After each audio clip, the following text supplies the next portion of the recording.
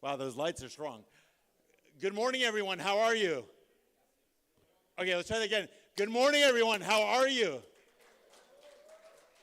You made it. You made it through the traffic and the coffee line and everything else and everything. So here's a big round of applause for everyone here.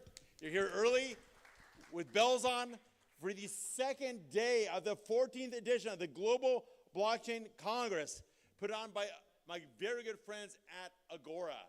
And Rim, please come on stage.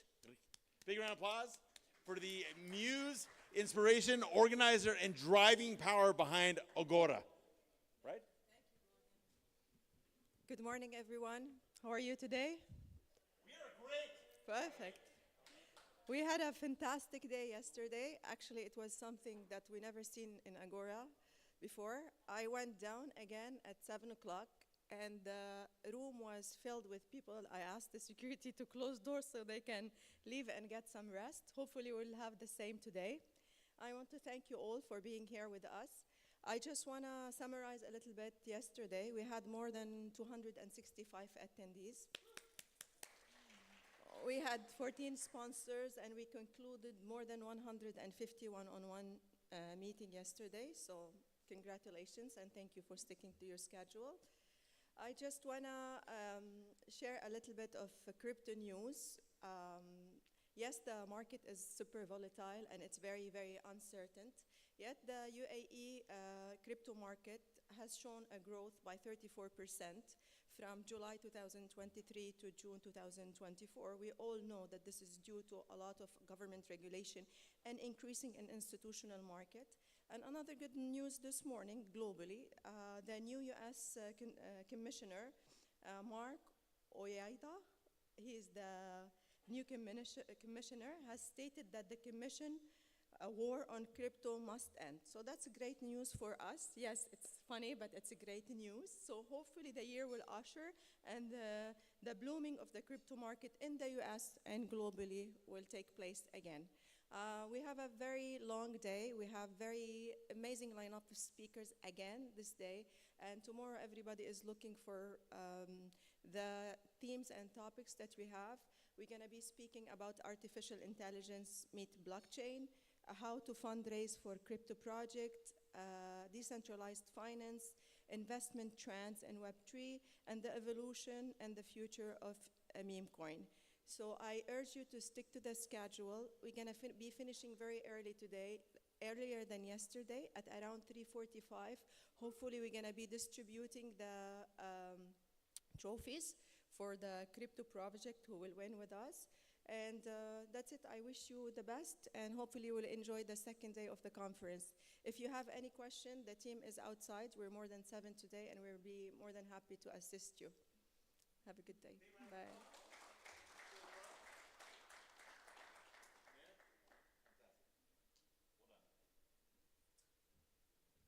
All right, we have, as mentioned, we have amazing content today. So we're going to start off with a very apropos panel. Wow, my voice is loud. I like it. I don't even have to use my normal voice. AI meets blockchain, transforming the future of innovation. And this panel is being led by my very good friend, the best PR lady and company in all of the UAE, Nikita Sachdev. Come on up. Nikita, CEO and founder of Luna Media Corporation. Nikita, big round of applause. Nikita will be introducing her fellow panelists. Nikita.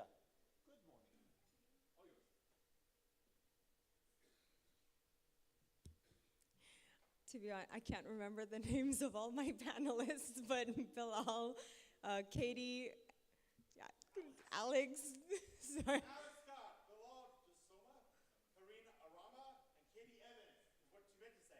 Yes. Get on the stage. Well, I think Karina's not here. Yes. Maybe we can change the background. Oh, there you go. Okay. Excuse me. And Kalo.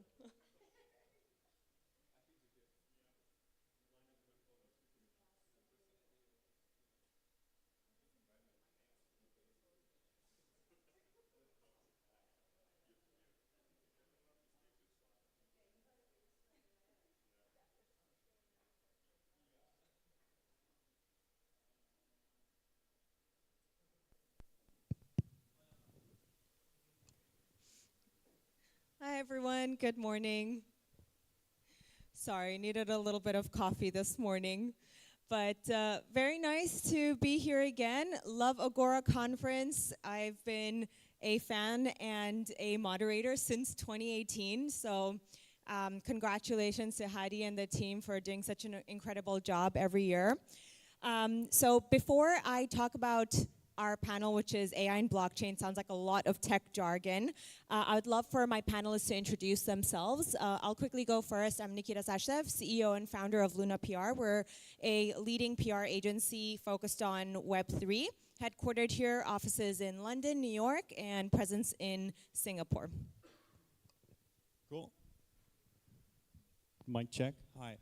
I'm Alex. Some familiar faces in the room. I lead growth for Solana in the Middle East, and before that was with Ledger, had my own startup and worked at Amazon in Europe.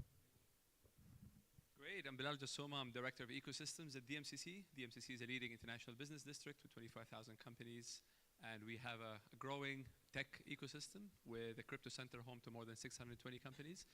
More recently, we launched the AI Center, and we took a strategic decision to combine them together with gaming and AI, and that kind of sets the scene for today's story.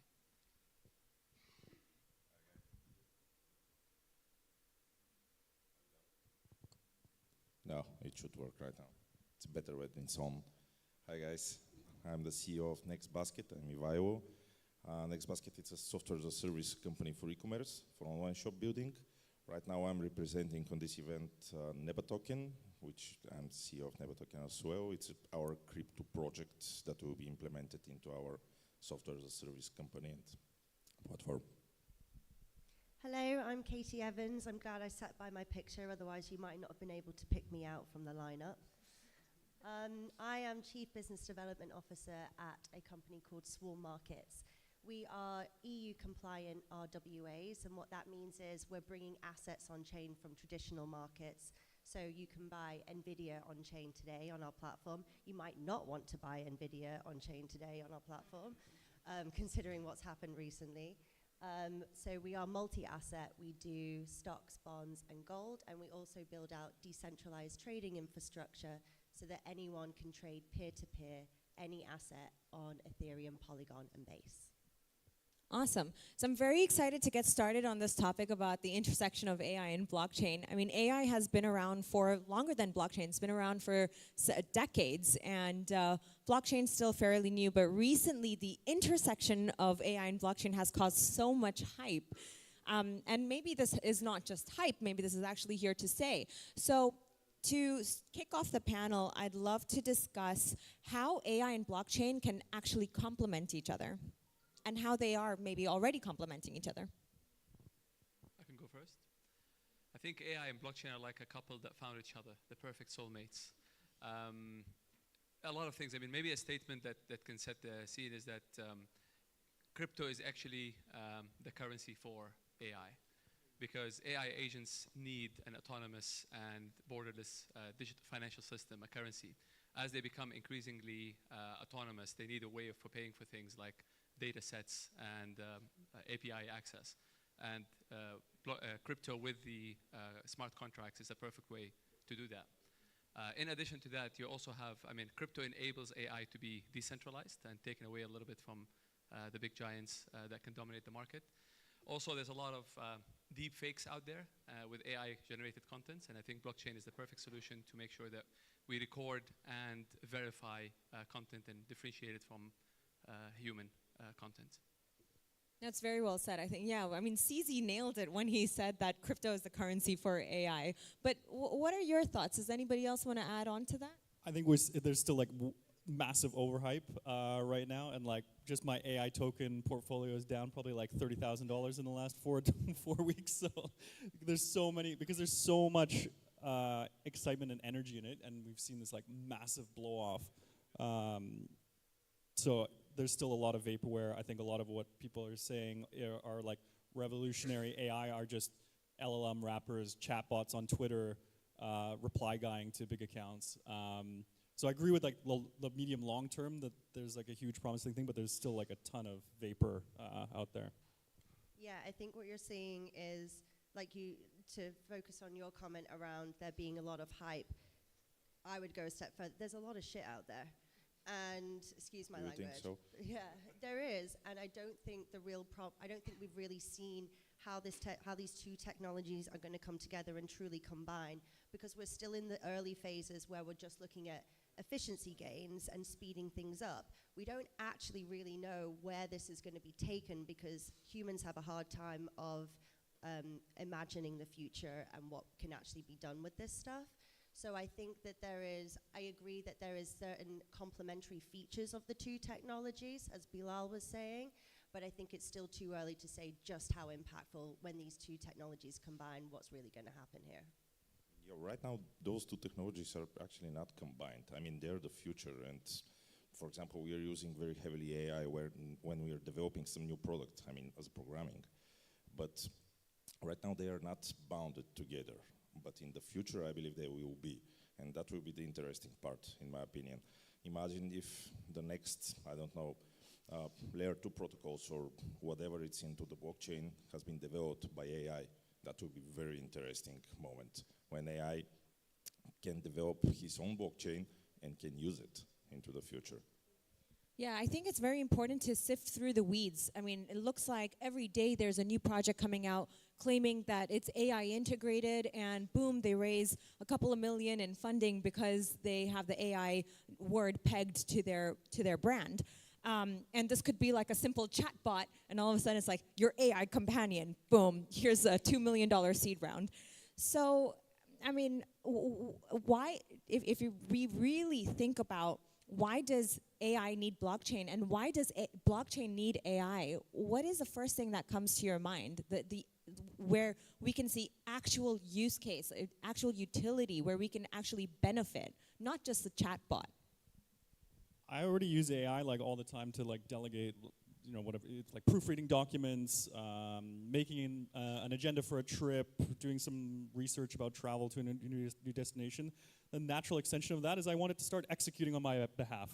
So if I can just load, you know, $1,000 into a wallet and just say like, within these parameters, go and like book all my flights and hotel for this like one-night business trip.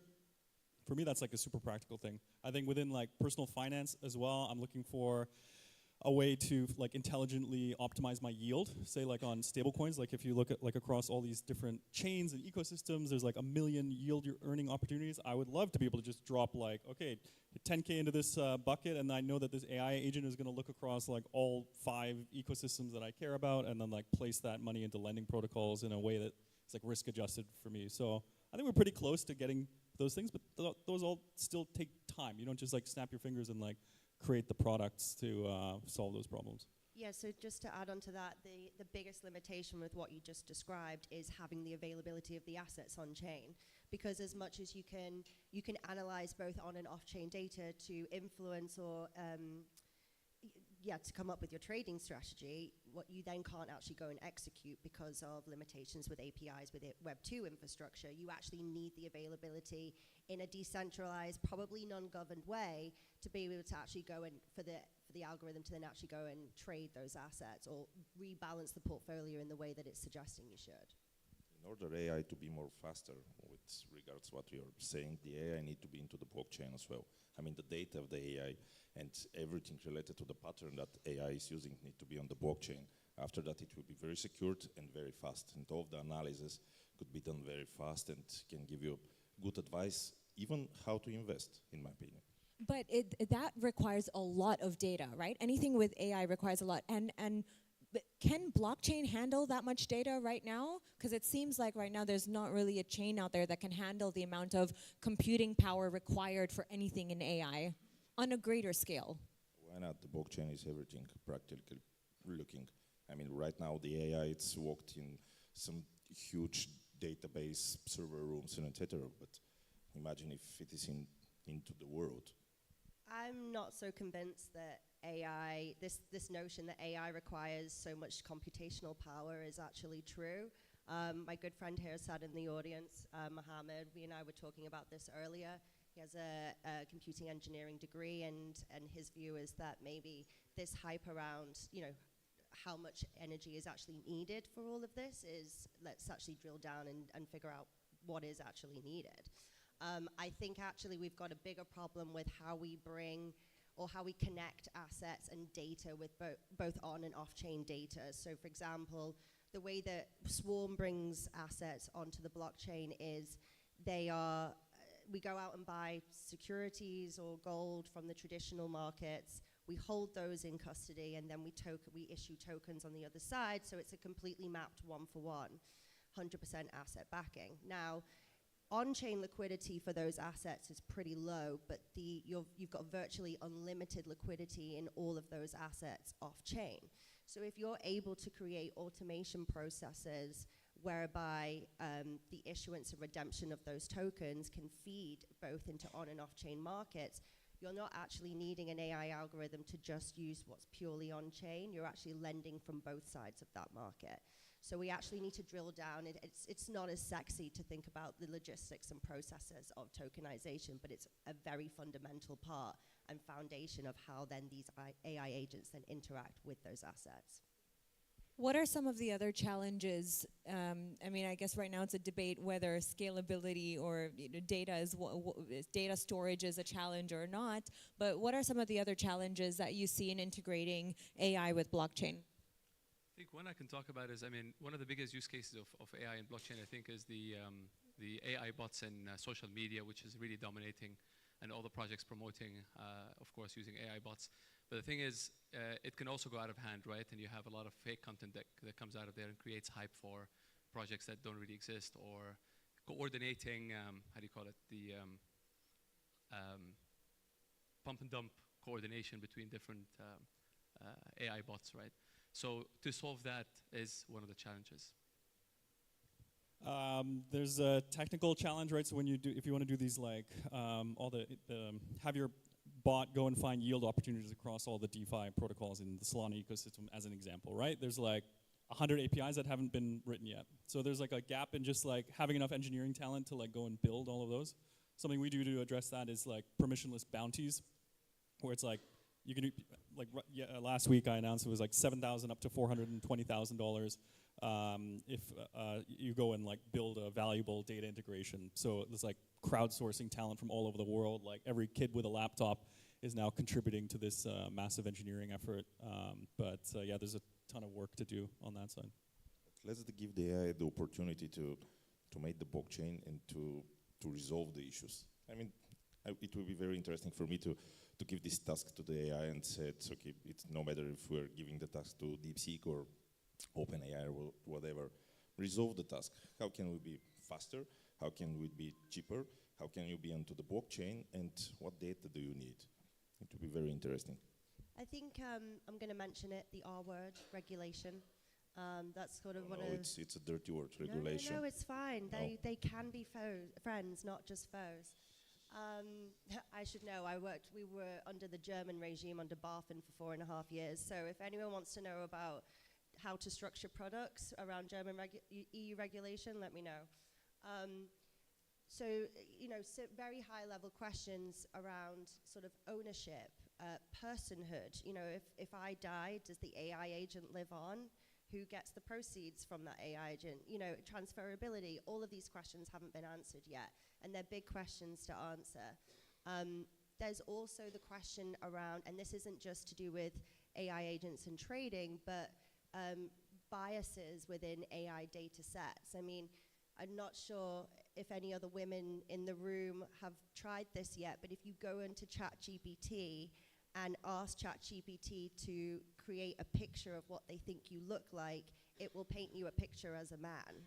It doesn't understand women. Yeah, I mean, not many men do understand women, but anyway, that's another actually, topic. that happened to me. Yeah, I mean, the picture I got back was a very attractive man, which is fine, but still, I would still like to be, perceived as a woman. So I think biases in the data sets, also the problem with data inequity across the world. It might be great for English speaking, not so much for other jurisdictions where, maybe access to even like energy and electricity to get online and contribute to these data sets. And these aren't just pertinent to, like I said, to trading, but blockchain and AI in general. That's so funny. When I told ChatGPT to make a picture out of me, I thought, it's just bringing out a man because I have a Russian boy's name. But I didn't think that maybe you had the same issue. Yeah, I mean, my name's Katie, so that's pretty clear that it's a woman's name. But yeah, I'm still a man according to ChatGPT. So it's interesting that you talked about the bias. I actually studied pre-med in university and come from a family of doctors, so I always think of everything in a medical perspective. And when I thought about the intersection of AI and blockchain, I loved the intersection of how AI can analyze data and blockchain can store that data. So for, let's say, patients' medical records, you have it stored on the blockchain and it's transparent, and AI can, evaluate that data and let you know that, hey, this patient might be susceptible to a, heart disease in the future. However, it's very biased, right, based on the information that it's being fed. So I'd like to kind of dive into this ethical aspect and maybe some regulatory aspect. What is required to take AI to the next step from regulators? And are there any other ethical issues that you can foresee? You cannot answer that question, believe me. I mean, the AI, it's not regulated. The crypto, it's not regulated. I mean, generally speaking. So into the future, if we try to regulate those two aspects, it will be very hard to innovate. In my opinion, when we're trying to regulate something, we are stop the innovation of that thing, no matter if we're speaking about crypto or we're speaking about blockchain or AI. Maybe not necessarily regulate, but rather like have guidelines in place that can set the scene for this. I mean, we have the Dubai Universal Blueprint for Artificial Intelligence. Recently, there was an AI seal that was introduced by Dubai government required for any companies to be able to pitch for government contracts. So these things kind of help control and put some guidelines around the use of AI. I'll add one anecdote. So I actually, every time I'm going to a doctor, or I get a blood test or something, I feed it into ChatGPT. I get the PDF of my blood test results, and I just throw it in. Primarily because I'm just a tech accelerationist, and I don't care about personal data, whatever. I want to get the insights and cross-check the health professionals and see does what this technology is analyzing line up with what they say, and for the most part, it's tracking pretty much one-to-one. What I get preview going into the consultation is what the specialist is saying. So I don't even think about is this regulated or is there ethics behind this? I don't care. I just want the results. I have the control over the data and I can use it how I want, and that's my decision as an individual. And your risk assessment of that might not be the same, and that's fine. But as long as we control our own data, we can use it how we want. I think having guidelines doesn't go far enough because people aren't mandated to follow those guidelines. And I think regulation is a highly nuanced. We've gone through the whole piece around bringing assets on chain from traditional markets. And you can regulate issuance, you can regulate trading, you can regulate custody. So it's too much of a broad thing to say it needs to be regulated. We need to actually look at the activity that we're regulating and start from there and looking at those behaviors. Yeah, I think those are very good points. Sorry for bringing up regulation. I think I did, so I apologize. Yeah, it's interesting because we're talking about regulation, data, and etc. But can you imagine that your data is not safe, generally speaking? I mean, when you're buying something online, from online shop, general Web 2 online shop, where is your data? Into the online shop, into the Google Cloud, where is it? It's not only your blood results, I mean, the medical results. Each of the data it's not safe and it's usable into the Web 2 environment right now. Yeah, good point. Okay, so we talked about a couple of industries that are already in the intersection of AI and blockchain and are already benefiting from the two different types of technologies. We talked about the finance industry. Alex, you tapped on that. Personally, I've also been looking at some AI trading bots that kind of flag any scams. I'm a big meme coin degen, but I get rugged quite often. So there's a lot of AI tools that kind of help you see is this going to be a rug, or how this is going to proceed. I find that very helpful. We talked about the medical sector, about documents being on the blockchain, AI analyzing those documents. But what other industries do you feel are really at the intersection of AI and blockchain and will benefit from mixing the two different types of technologies? Sorry to bring it up again, but actually the regulatory industry will actually massively benefit. Took the microphone. No, I don't even love regulation, but there is No way. Yeah, I know, who does? But there is a cause for regulatory and compliance technologies to evolve here, whereby they will keep up with emerging tech and trends far easier than the tools they have today.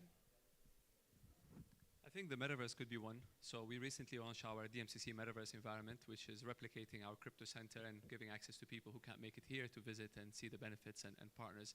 But today we don't have AI in it yet as phase one. And today my team has to go and have their NPC ready so I can engage with people when they visit and have a laptop on the side. But yesterday I saw a demo of one of the gaming companies that joined us, and they built NPCs that you can basically train them with AI and they can walk around, answer questions.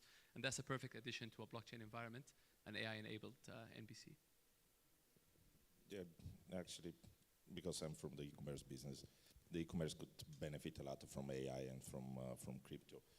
Right now we have developed software as a service platform, Web2, standard platform for e-commerce, okay, but we have implemented so many AI tools in it. AI-based search engine, you can ask the AI, what should I wear tonight, I'm on that event, and it would show to you on the fashion website the exact results.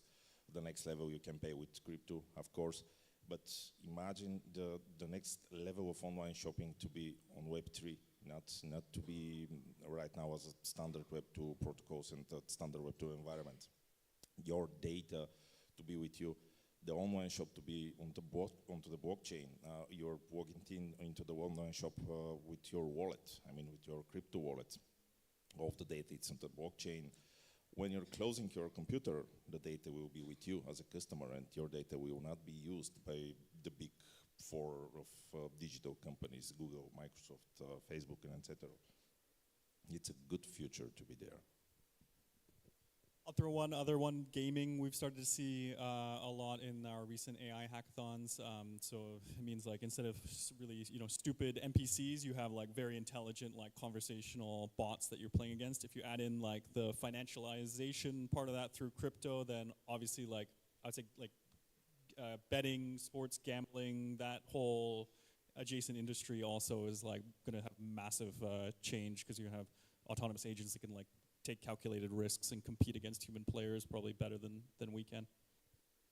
Yeah, for sure. I think those are all valid. I mean, great. And what's good about being here in the UAE is that you're seeing a lot of governments kind of fast track that. They're quite advanced with implementation. They want to be the first. And Bilal, you were saying that there's a government here that has like guidelines on AI. What was that again?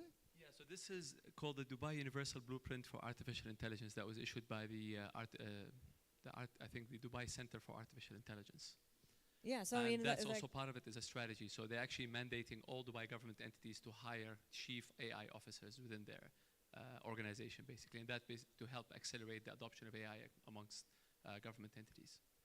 I mean, I can so see the need for that. It's crazy. Recently, I hired an AI manager, not a chief AI officer, but I hired him to look at all the departments and see where we can integrate AI and how we can kind of really streamline our processes. And I think that every company will need that going forward. But yeah, being here in the UAE, we're at the front of it.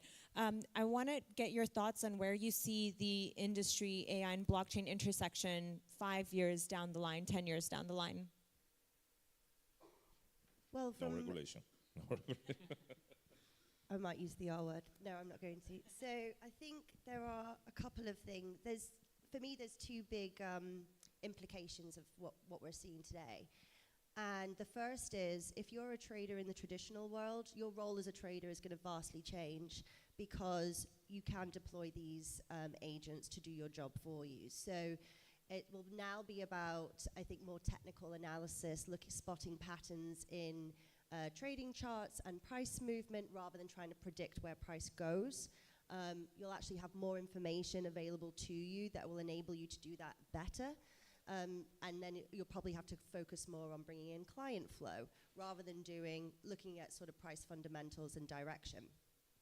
And then I think the second implication is for the tokenized asset community or industry, whereby we no longer really have to build UIs ourselves in order for people to discover the assets that we're building or tokenizing. If anything, we need to build tooling that can feed into the AI sort of AI agent UI. There's a lot of acronyms there.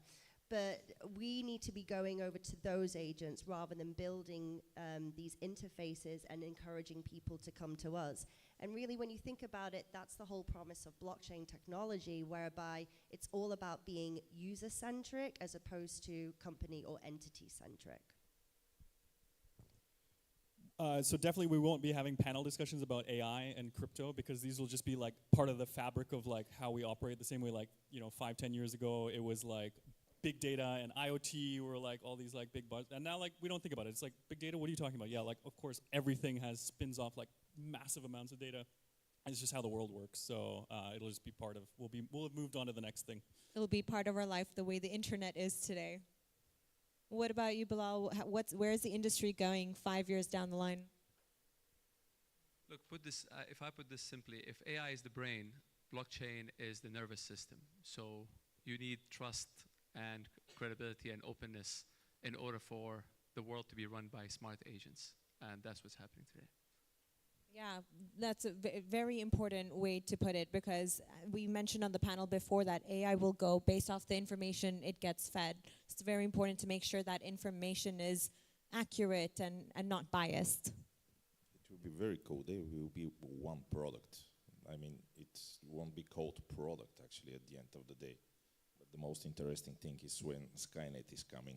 I mean, you saw the Terminator movie, the old Schwarzenegger movie. That will be the interesting thing, because when the AI go to the blockchain, it will be very hard to control it, not to regulate it, to control it. Amazing. Awesome. Well, thank you so much, guys, for your feedback today, for your insight. It was very valuable. I hope everyone enjoyed the panel, and hope you guys have a great day ahead. Thank you.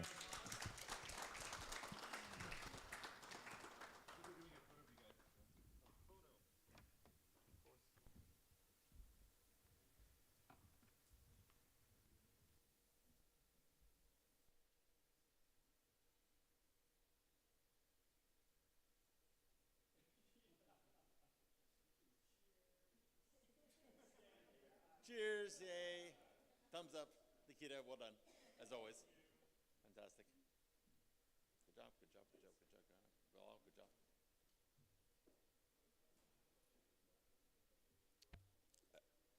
Amazing. All right. So now we have a very good topic. Another panel discussion: how to fundraise for crypto projects. Always a good one. Sarah Abogela? Sarah, of course. Partner and head of investments, Saros Ventures. How are you again? I'm amazing. How are you? You are amazing. Would you please introduce your fellow panelists? All right.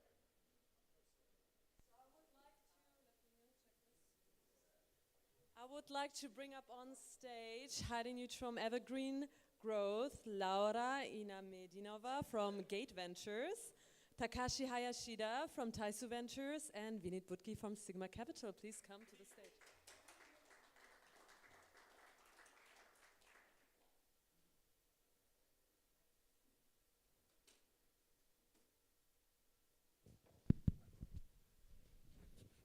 Test.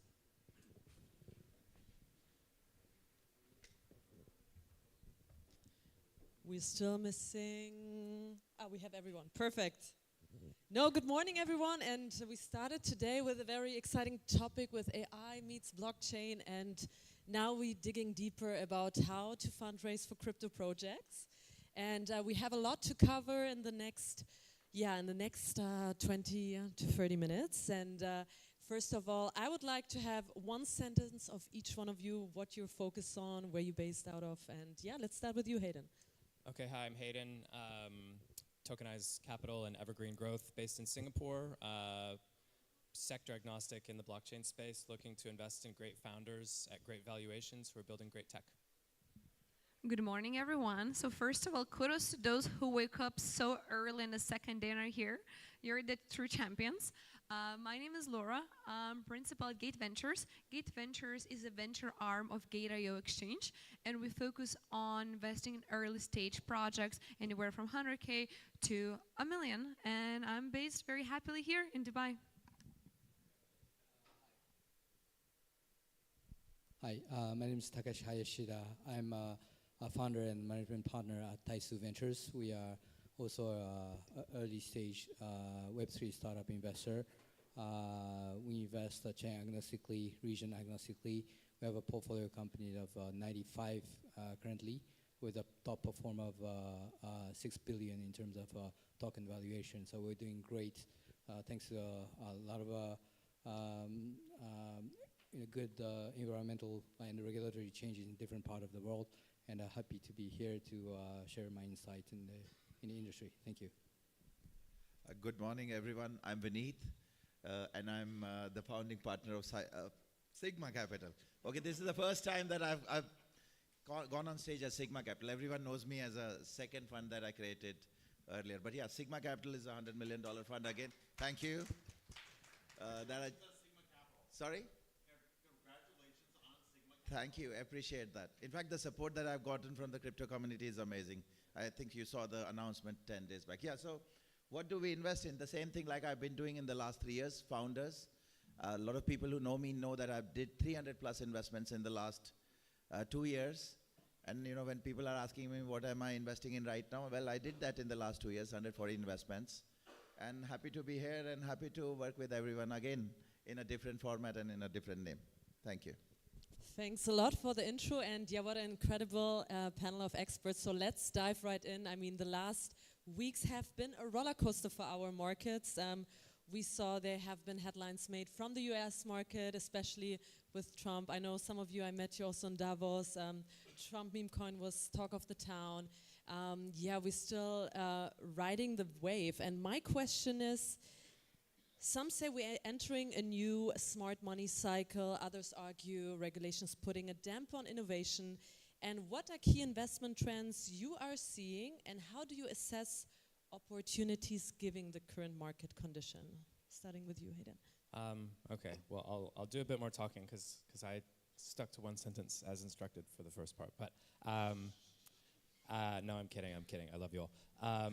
So I think there's, on the regulatory side, there's been, I mean, it's not a surprise that over the past 4 years, and even before that, I would argue the past 7 or 8 years, it's been very challenging to get clarity from the regulators in the US.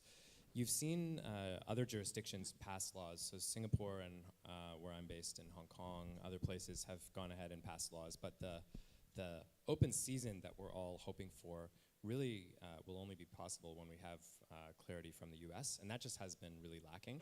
So I think you know, there were two parts of the question, one on the regulatory side and one the market. So regulations-wise, I think we still have to see what happens with Trump's agenda. He's obviously appointed a crypto czar, David Sachs. It's you know, very exciting for the industry, but we really haven't seen those you know, regulations be passed. So there's some excitement, we'll see. In terms of the current market, I've just gone back to basics, great founders. Anything to do with meme coins, I'm too old.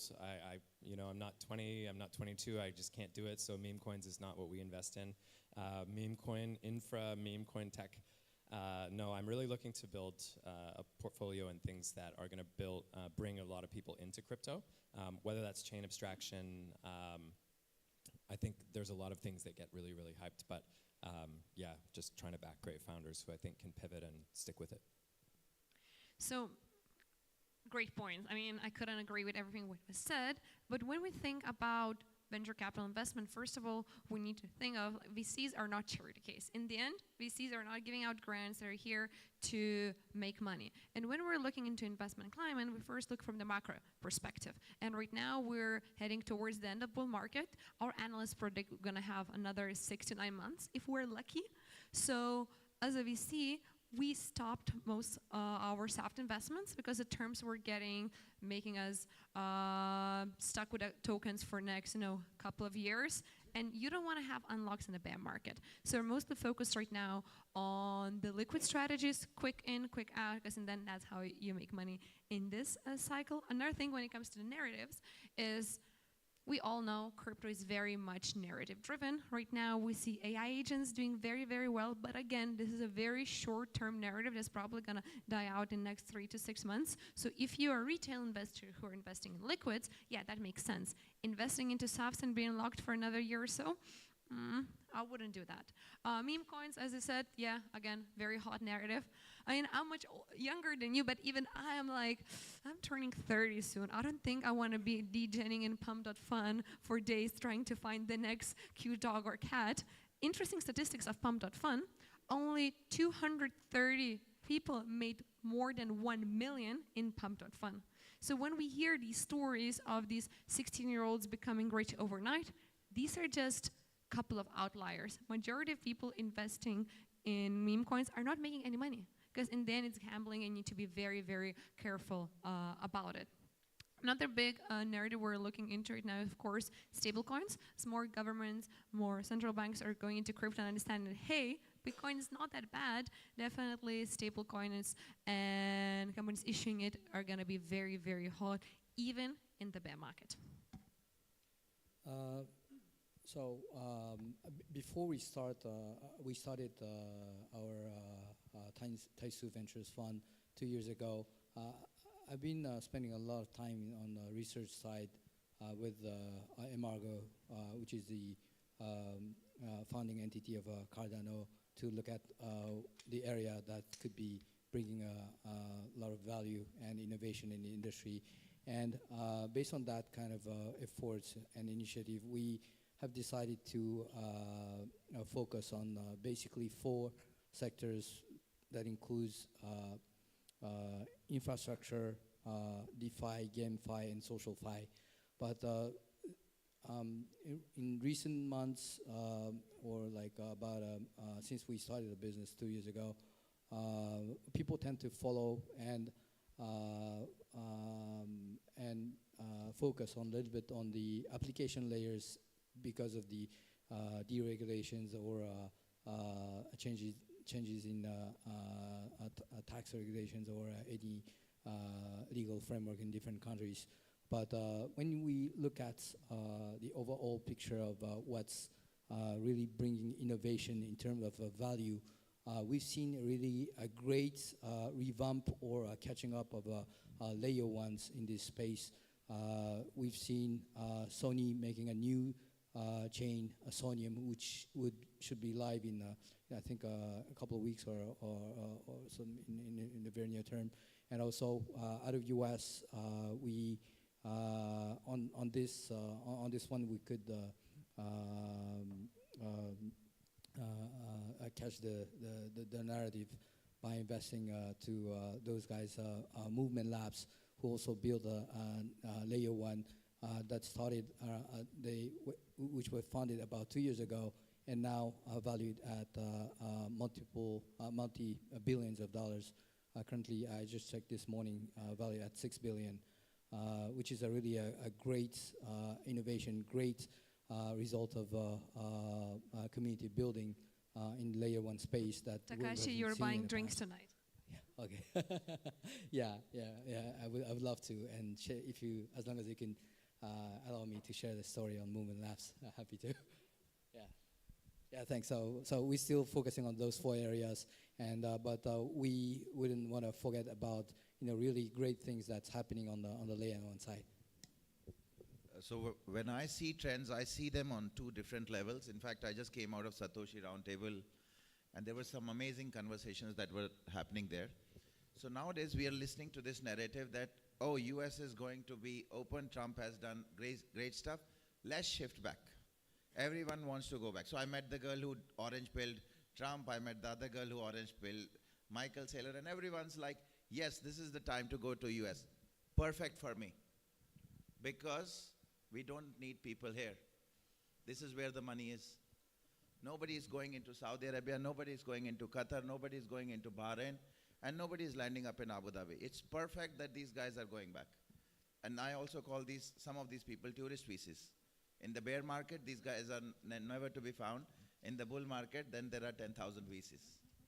So this is one narrative that US is the next stronghold. US changes every 4 years. So great, let the people go there.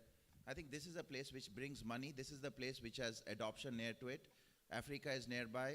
Latin America is nearby. Saudi has a big market. So for me, perfect. I think on the greater Gulf crypto play, which is piecing together all these 6 countries and getting, like US is talking about a Bitcoin reserve, we can talk about a greater Gulf crypto play. This is a thought that I'm trying to work on. The second narrative, that everyone's talking about is, what do we invest in? In the last 6 months, everyone has been coming and telling me, I have $1 million, where should I invest? I'm like, nowhere. You had to do that in the last 2 years. We did close to 130 investments in the last 2 years. My fund in a bear market, my last fund sits at a 6x, and it is going to do a 10, 15x in the next 2 years. Anyone, like Laura mentioned, yes, VCs should have a long term, but VCs have to give money back to their LPs, and VC funds in Web3 space are 5-year funds.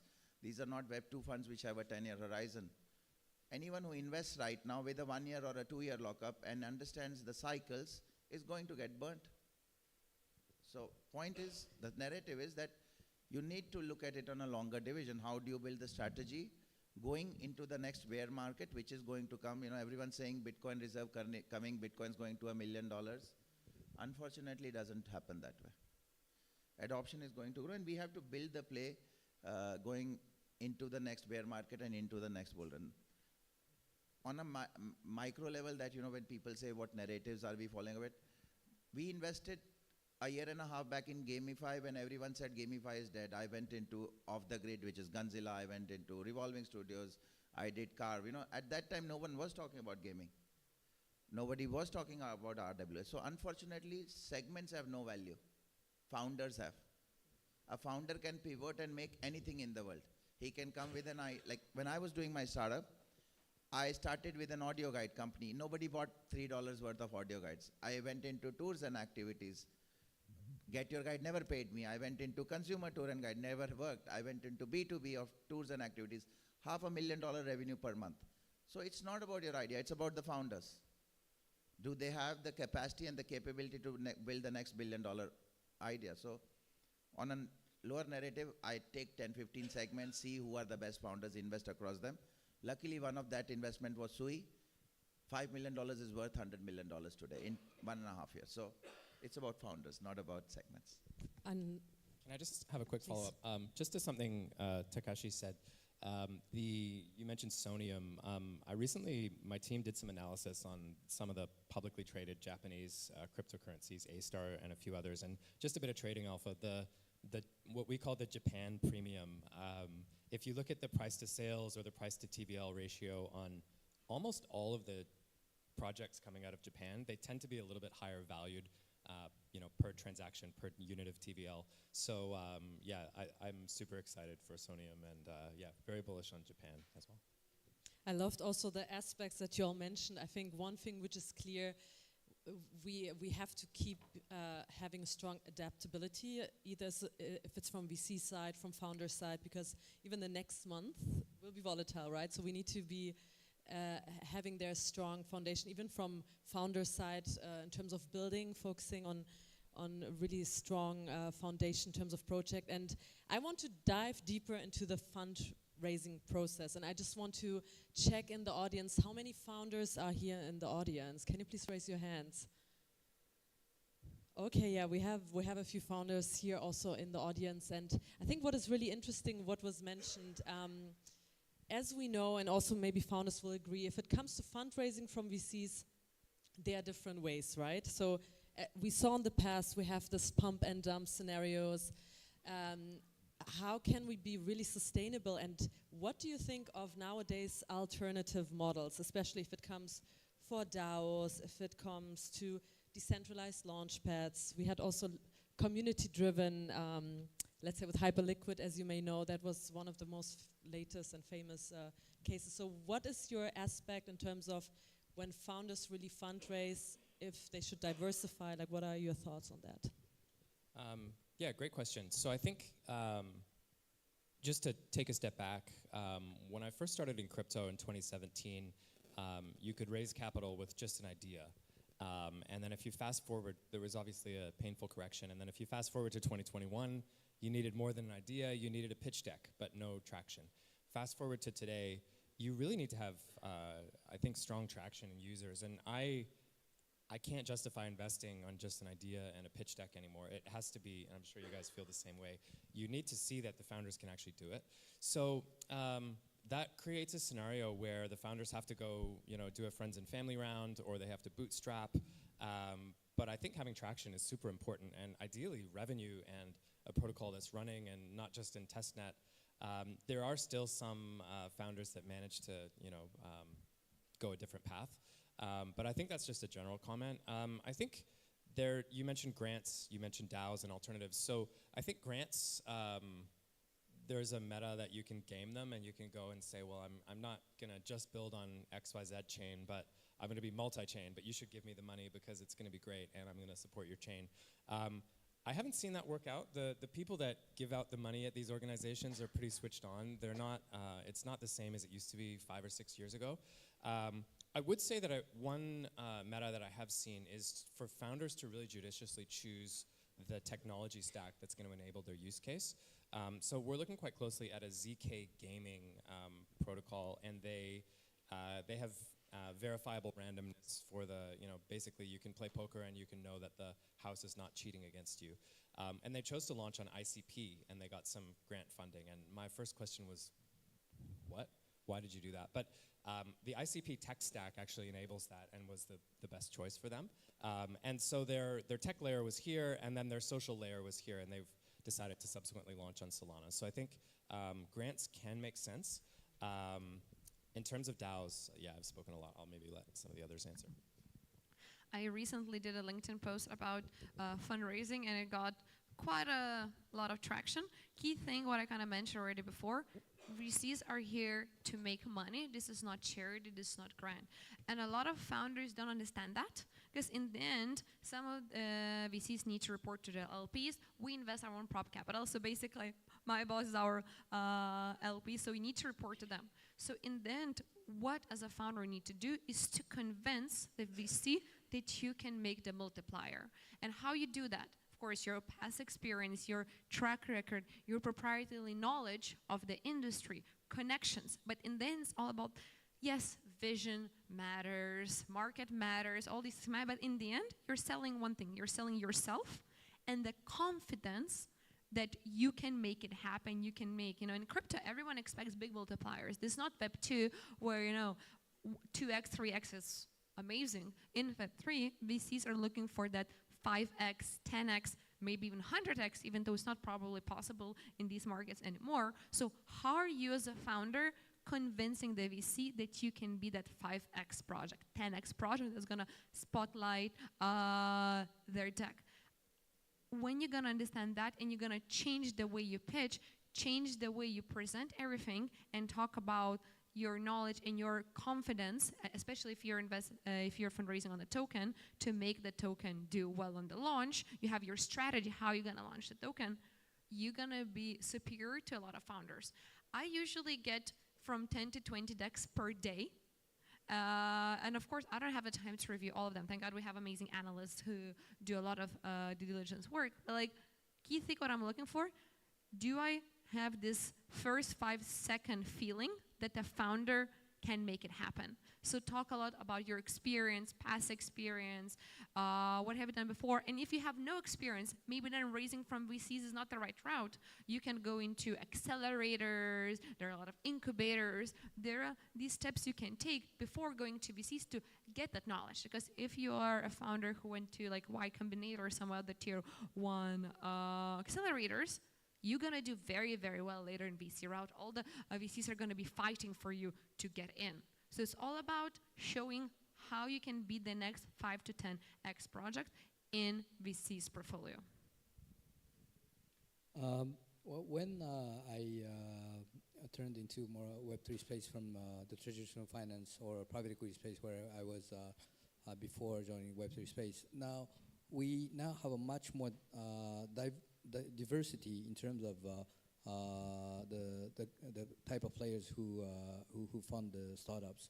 And when we actually started the business, the main players have always been layer ones or exchanges who used to have really a lot of money and giving those grants to either to build stuff on the layer one chain or get things listed on the exchange. So, but at the time, so I would say that it was more of a synergy-driven kind of play for the investors and the startups who always, run the business together with those investors. But now we tend to care much more about the new players like institutional-backed VCs or a hedge fund who now have an allocation for the listed token as well.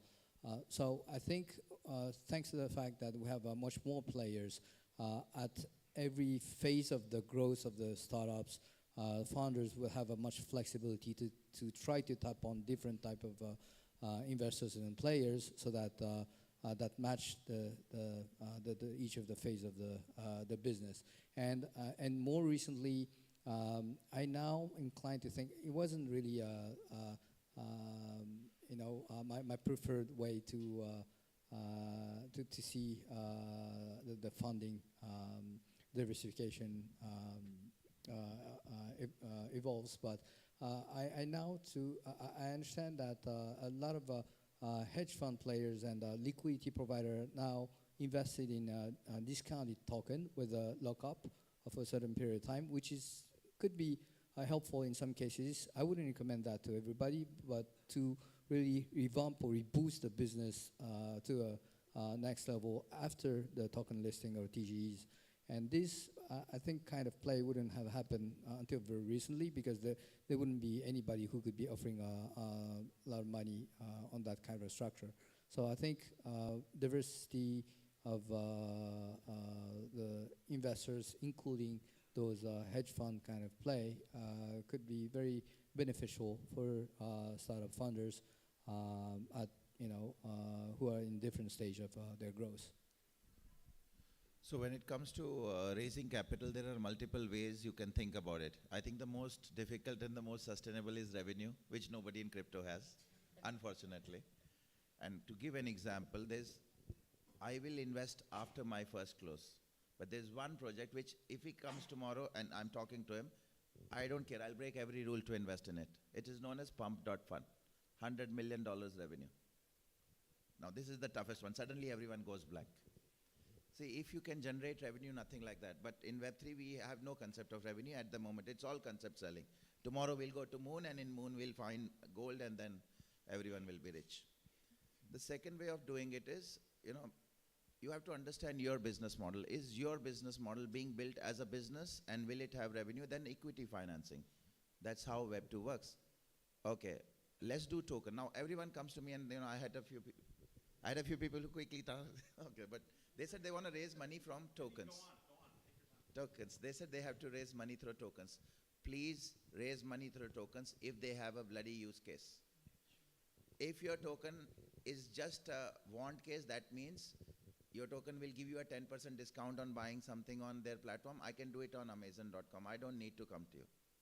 If your token is something like Ethereum, where every smart contract built on Ethereum needs Ethereum, it is a need case. So build that use case and then raise capital. Unfortunately, some of us VCs have been founders for multiple years. We can separate BS from reality. So be careful how you pitch up, and yes, how you approach us. Even walking up to me maybe doesn't have value, but suddenly Paul from Pantera sends me a message. This is the guy you need to look at. I'll call 10 more people to come and meet him. So get the approach right, get the capability right, get the capacity right. No, that's a perfect points, because at the end of the day, I think also in terms of investing, it's all about, even for us, we see like value really counts. So even if you're a founder, the ideal investment you can get a strategic investor to have them on board, especially if it's early stage, right? To give you also additional value to scale up. And one of the key important parts, what you mentioned, is really the use case, the team, also having the financials right. So in all your due diligence, I think these are also one of the key points. And considering the time, maybe coming to the end, what would be your final advice to founders right now? Like, what should they focus on? One sentence, like one advice. Starting with you, Hayden. Well, I think for VCs, they should definitely come to the Global Blockchain Congress. This conference is amazing, and the quality of founders here is really excellent. So applause for that. Thank you to everyone who's made this possible. Seriously, this is a very legit place to meet founders. What should founders do? I think it needs to make sense to have a token. I really echo what Vineet said. You know, if you could save 10% and staking and governance and like it, not every business needs a token. So I think founders should think holistically about, is having a token the right thing, or is this an equity play?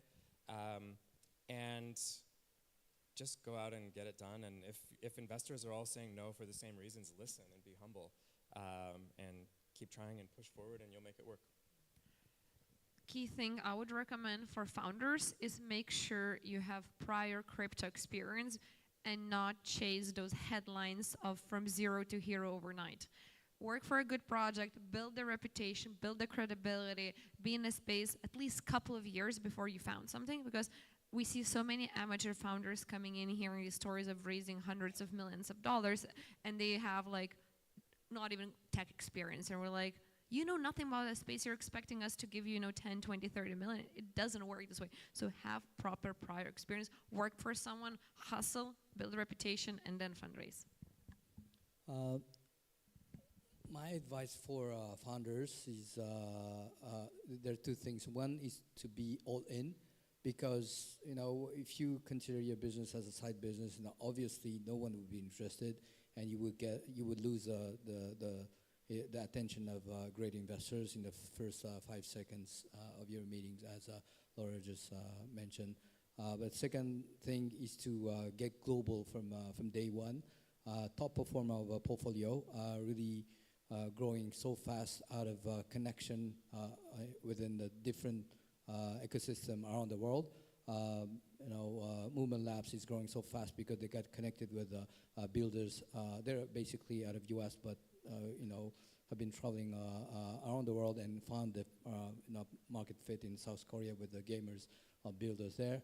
And the ecosystem I was part of with which is Cardano, also really accelerated the growth when they landed to Japan out of US as well. So I think really getting connected with the different ecosystem is still key, since this world I still feel is being a little bit fragmented based on a different ecosystem, most often with the chain or the investors, etc. So that's why I can't miss every year to be here in Dubai as well, to get connected with really great communities of builders.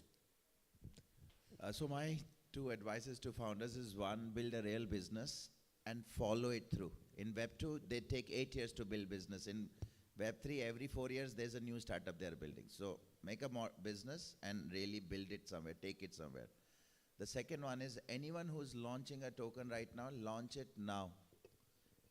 Guaranteed, we can have a bet on this. In the next 1.5 years, you are going to see a crazy crash and you will be out of your treasury.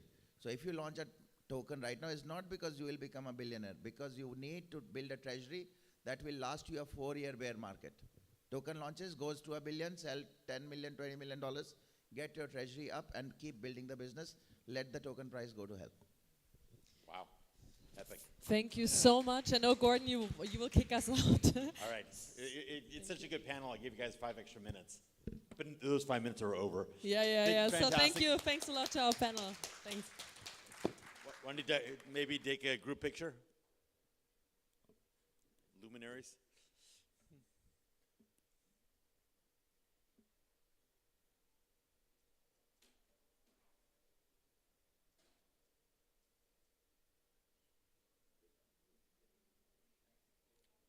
All right, folks, that was good. Reem, Miss Agora, Hadi, are you well enough to get on the stage for this part? Yeah, I guess on. Okay, we have an important program note coming up, so please give your full attention to this wonderful lady, and she'll explain. What are you so shy? She'll explain the next part. No, I'm not shy. I just want to let you know that one of the presentation will not take place right now, so we're going to break to go for the one-on-one meeting. So please, whomever have the schedule, if you have any meetings in the other room, please stick to the schedule. After that, lunch is taking place from 1 to 2 at the Business Bay, and we're still left with 2 very important panels. We will resume the schedule at 2, so please make sure you are here at 2. On time. On With time. smiles on. Fantastic. Round of applause for everyone here.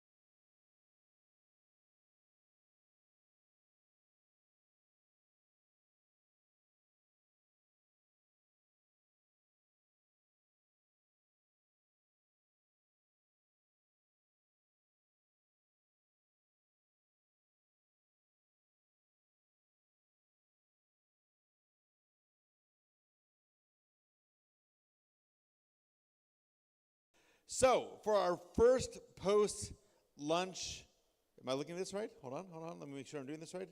Da-da-da. Okay, yes.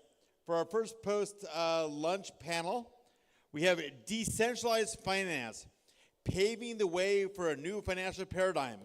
And our moderator is Rishabh Gupta. Rishabh, are you here? Big round of applause. Big round of applause. Good. Don't say we never show you love here. We show you love. Okay? So anyways, you'll introduce your panelists and it's all yours. Hello. Hello, everyone. Good afternoon. I hope you had a good lunch and you are ready to learn more about, something called DeFi. But before we start the panel, I'll take a minute to give you a story. A story about a girl called Maria from Argentina and her friend from Venezuela, facing inflations, skyrocketing inflations. And a couple of years ago, what she did was she put all her savings that she made into DeFi and stable coin and started earning yields. Guess what? 2 years later, she has not only hedged herself from the crisis, but also made a lot of money. So how many in the audience, which we have 20, 30, how many of you think, raise of hands, that DeFi can bank the underbanked and can really give financial freedom? Great. Okay, let's just stay for another story. So another software developer from India made $20,000 a year, and you know what? Put all this money in a protocol that was backed by the topmost VCs, some of you have already seen in the last 2 days, and had all the audited done. But guess what? An exploit happened. No ownership, no one took the responsibility, all $20,000 gone. What happened? The developer lost the money and is now in depression. So do you think, and in this audience, how many of you think that DeFi is still not there where it has to be to give banking to the large audience with this story? So 2, great. So we have more advocates. Great, with that, let's introduce with a big round of applause our panelists, Sebastian from Interops. We have Brian from Chorus One. And we have Peter from Black Alpha. Peter, I still cannot pronounce your last name, man. Is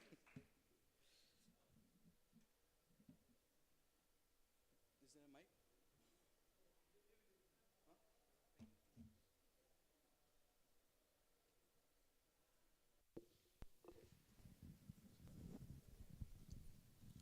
Hello.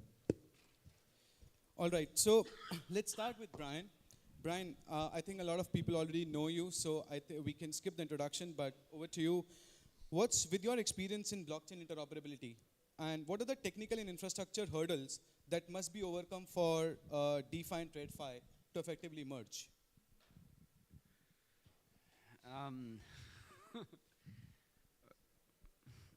So, I don't know, that feels like a bunch of different questions.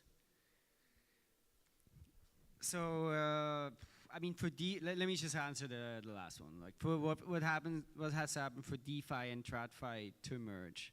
I mean, I think first of all, what's cool about DeFi is that you can build protocols and you can build protocols on top of protocols. So I think that level of open innovation, permissionlessness, composability is super powerful.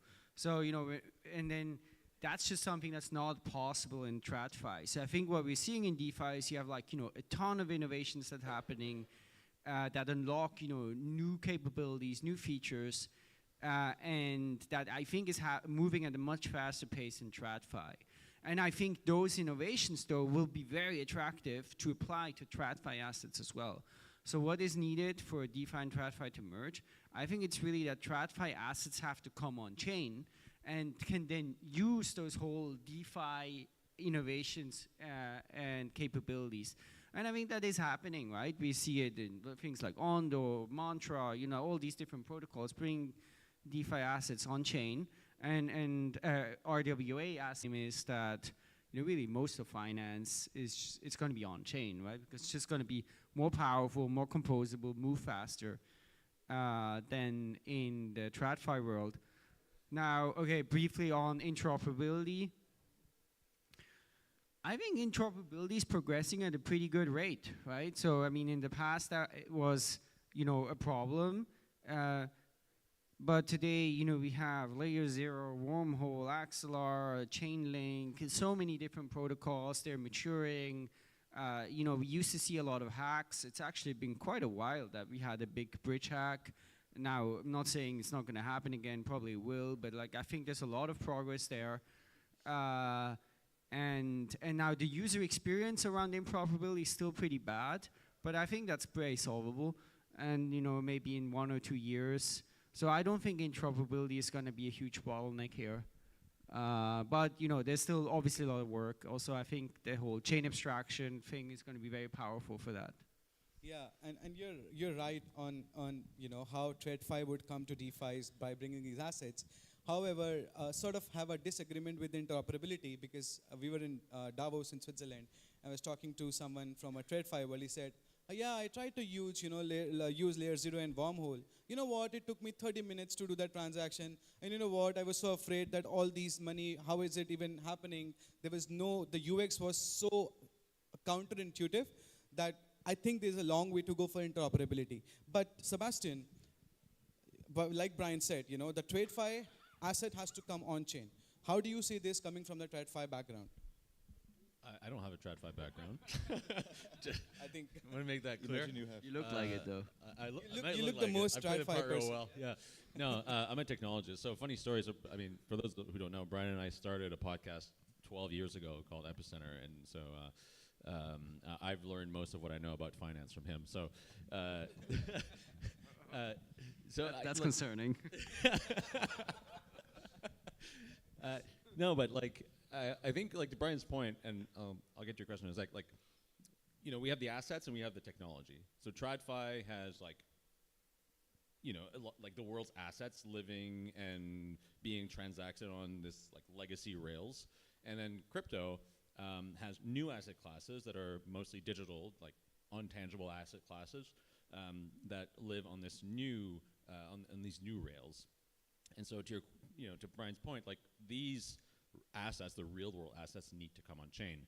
And I think one way I like to think about this is going back and looking at the evolution of e-commerce.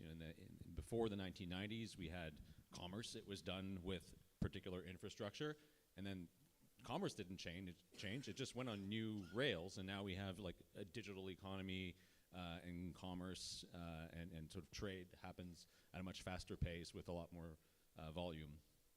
So it's interesting to look at that from a historical perspective and how that might overlap onto crypto. Your question was about? The question was about, we are talking about bringing TradFi assets to on-chain. Since you have told us that you don't come from that much of a TradFi background, what do you think is a major challenge and hurdle that these assets are not coming on-chain? We're talking about RWA. I think the main kind of divide between TradFi and crypto is that TradFi has its frameworks for how to ensure security, safety, compliance of that stack, and crypto starts from a very different place. And so a lot of the considerations that people have about TradFi regarding things like AML, KYC, compliance, traceability of assets, travel rules, and these sorts of things, politicians and policymakers and regulators and so on and so forth in the TradFi industry want to try to put crypto in that box, but it doesn't work. It's like putting a round hole through a square peg, because crypto doesn't need a lot of those solutions to be able to assure traceability of funds. We have that. We have that through just everything being on chain. For things like compliance, there can be new novel systems that allow people to use their digital identity to transact on chain permissionlessly through things like zero knowledge, etc., without having to reveal all of their information. And so I think thinking about crypto and trying to put it in a TradFi frame doesn't really work. And that's what's been slowing, I think, adoption of TradFi into crypto. I think that brings my question to Peter. Peter, you have been in the investments, investing in DeFi protocols for quite a long time. What innovation do you see happening that can change this problem that he mentioned about DeFi, putting crypto to TradFi is not really happening. It's slowing down because of a lot of reasons. So what are you seeing? What kind of trends and innovation are you seeing today? Okay, it can be either technical or even regulatory-wise can be innovation, and I think we need some kind of innovation in regulation as well. So yeah. So for example, KYC, as you mentioned, kinda, it can be done on chain. It can be done differently, but those traditional TradFi guys, they don't need it. They will not bring their assets or massive asset classes unless they are sure they are selling it to people who are KYC'd. So for me, probably regulation is the biggest one. And another innovation, the easy one for retail especially, is just better UX and maybe intent-based DeFi. It's kind of also helping in that way. So just make it easier. Great. Brian, he mentioned about UX, right? Now, in the name of UX, a lot of time we oversee the centralization aspect, right? These protocols say that because we have to make it UX friendly, so we see a lot of volumes on centralized exchanges. But on the contrary, we are yet to see a mainstream adoption happening on the DEXs. So do you think that we are risking centralization on the name of UX?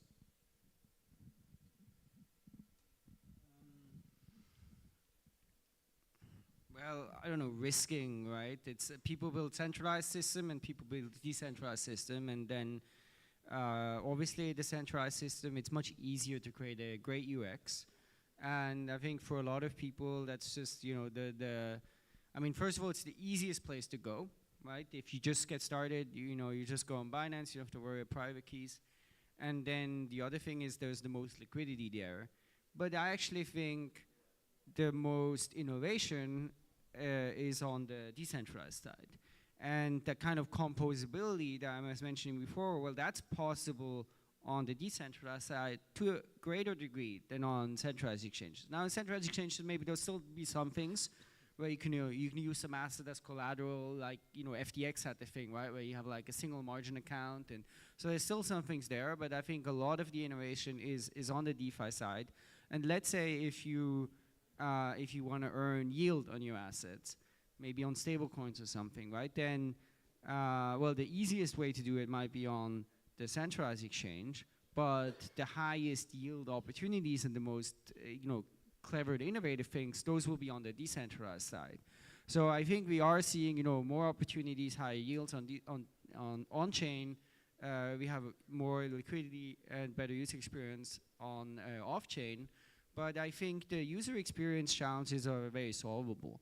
Now, they're not necessarily easy to solve, and I get your point before, and it's going to take time, but they will be solved.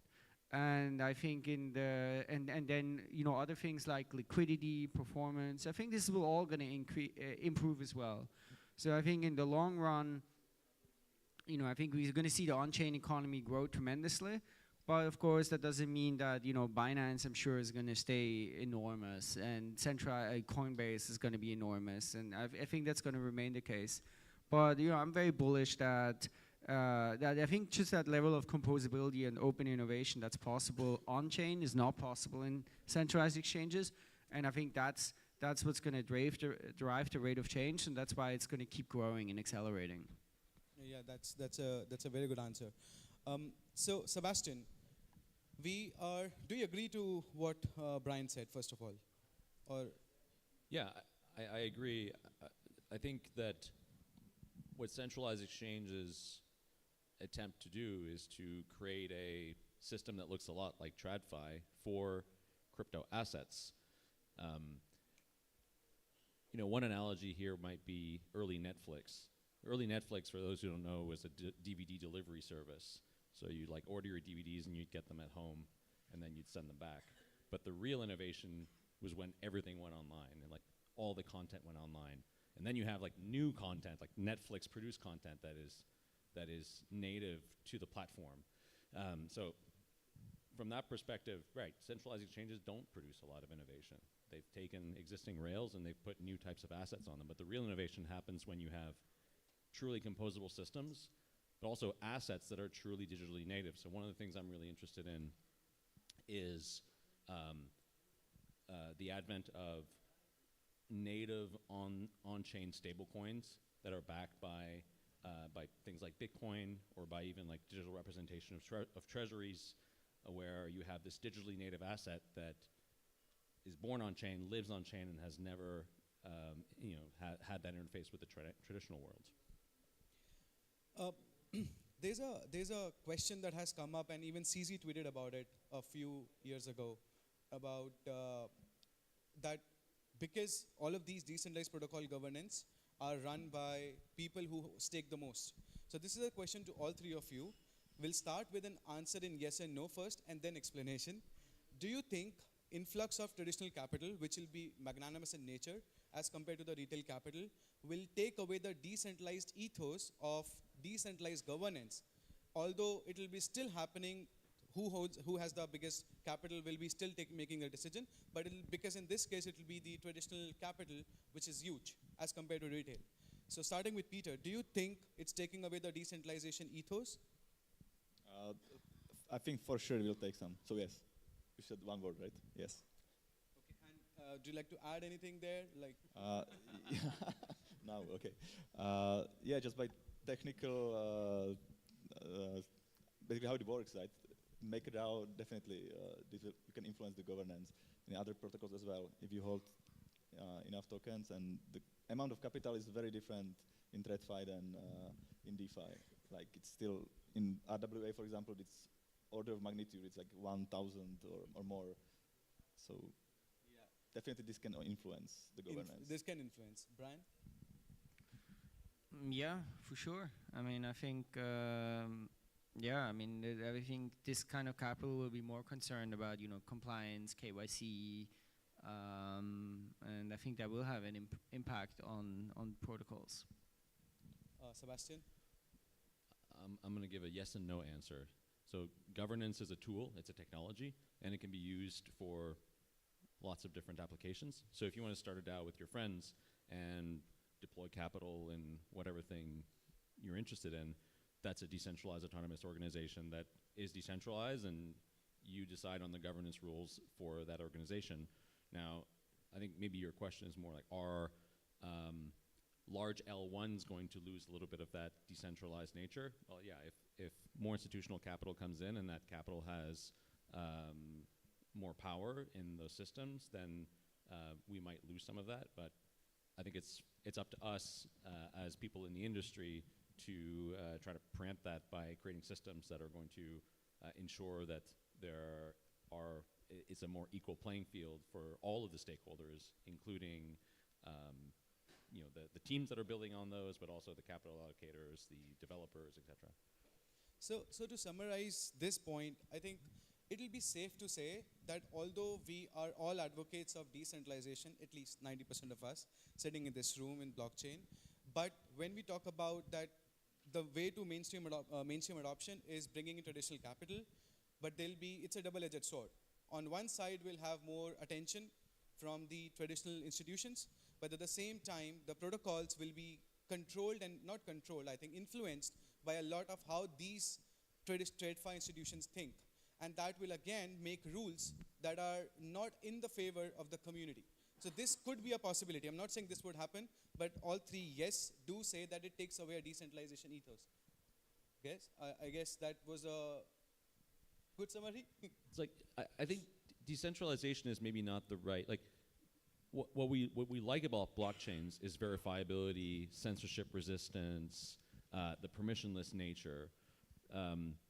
Now, you can build those presumably with like less decentralization than what is ideal if you have things like zero knowledge, right? I mean, it's a trade-off, right? Like, so you either want censorship resistance, or you want speed, or you want security, and you can pick two of those things.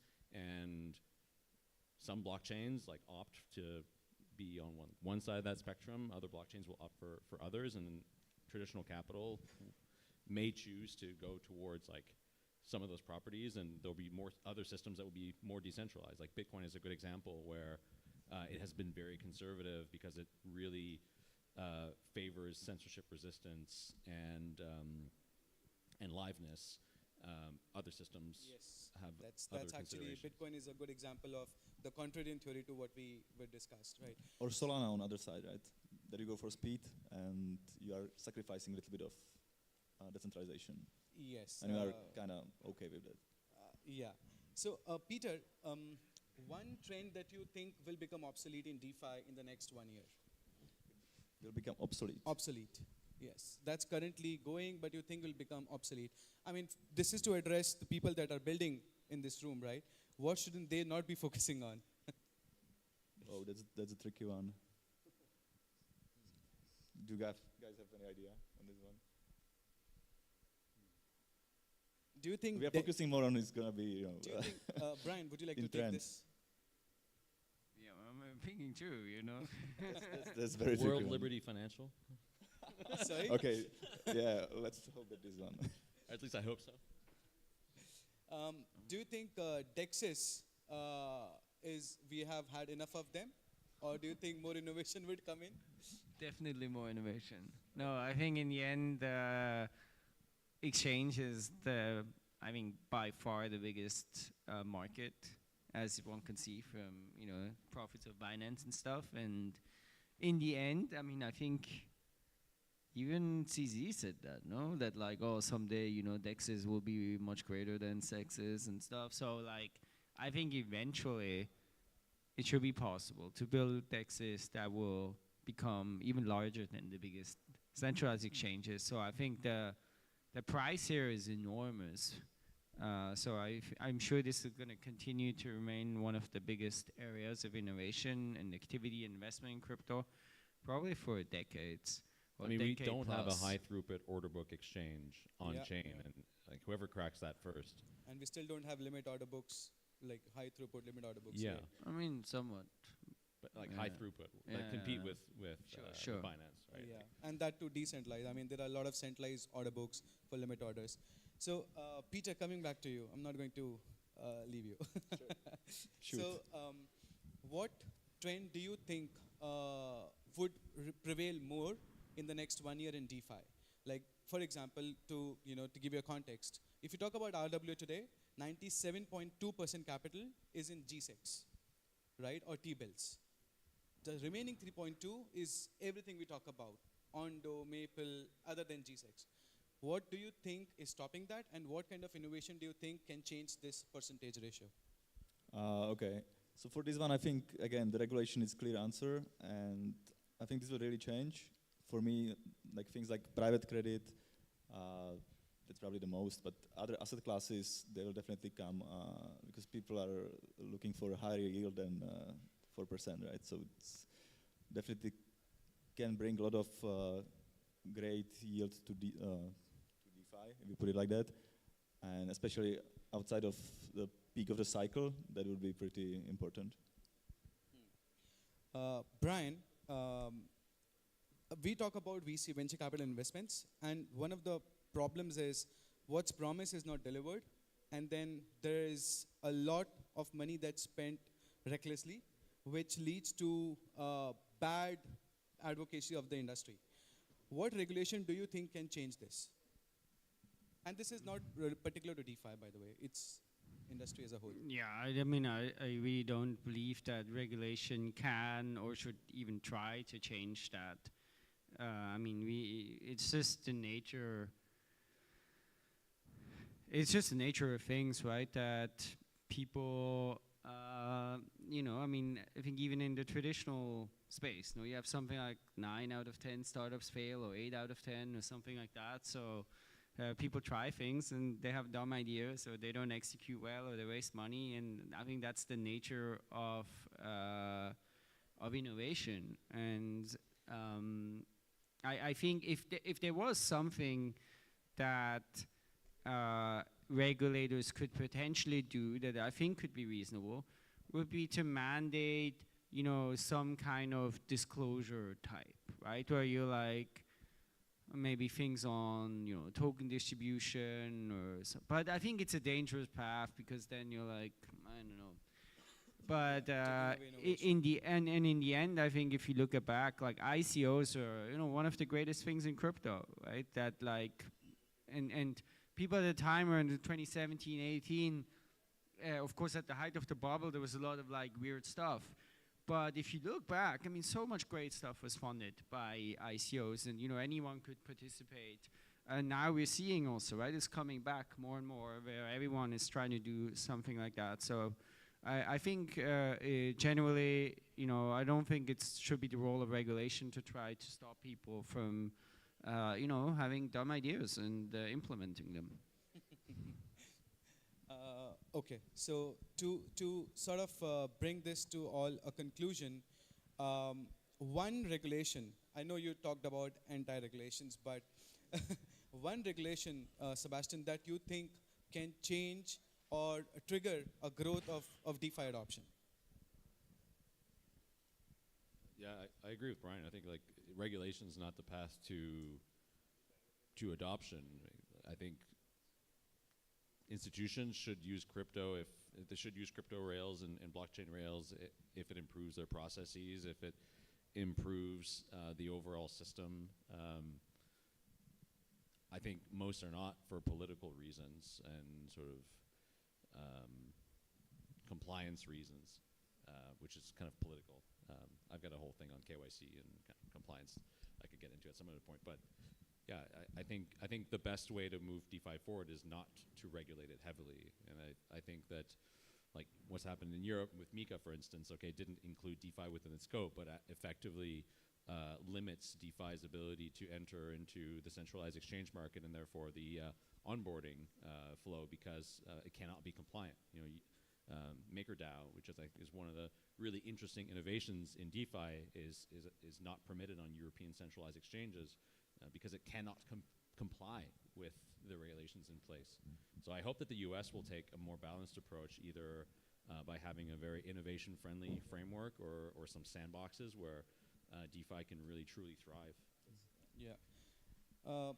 Yeah, you go ahead. I can give an answer to that. I mean, this is not exactly regulation, but I do think tax rules matter quite a lot, because I think if you do DeFi stuff, then taxes can become extremely complicated. Now, of course, people living here in Dubai are very fortunate, right? Because you don't have to worry about any of this stuff. And for us poor Europeans and Americans. Well, I mean, I live in Portugal, which is also very good in this regard, because you also don't have to. But in many places, it can be a big issue, and then you either spend, weeks on tax declaration, huge amount of work, and so I think that is one thing where some kind of simple ways of reporting taxes and reasonable tax rules will help a lot. Okay. Yeah. So just a minute so that we conclude with Peter. Peter, one startup trend that you would invest your money in the next 6 months in DeFi could be one line. In DeFi, okay, private credit. Private credit. Private credit tokenization. Great. I think that was quite an insightful session for me at least, and I hope it was for you as well. We learned about few things, that regulations is not really mandatory for DeFi adoption. Two, we are looking at a lot of tokenization of different instruments. And, sorry? No, it was just thumb up, thumb down. Oh, okay. And we'll see a lot of DEXs coming in with more innovation. Thank you, everyone. Thank you so much. Thanks so much for your job.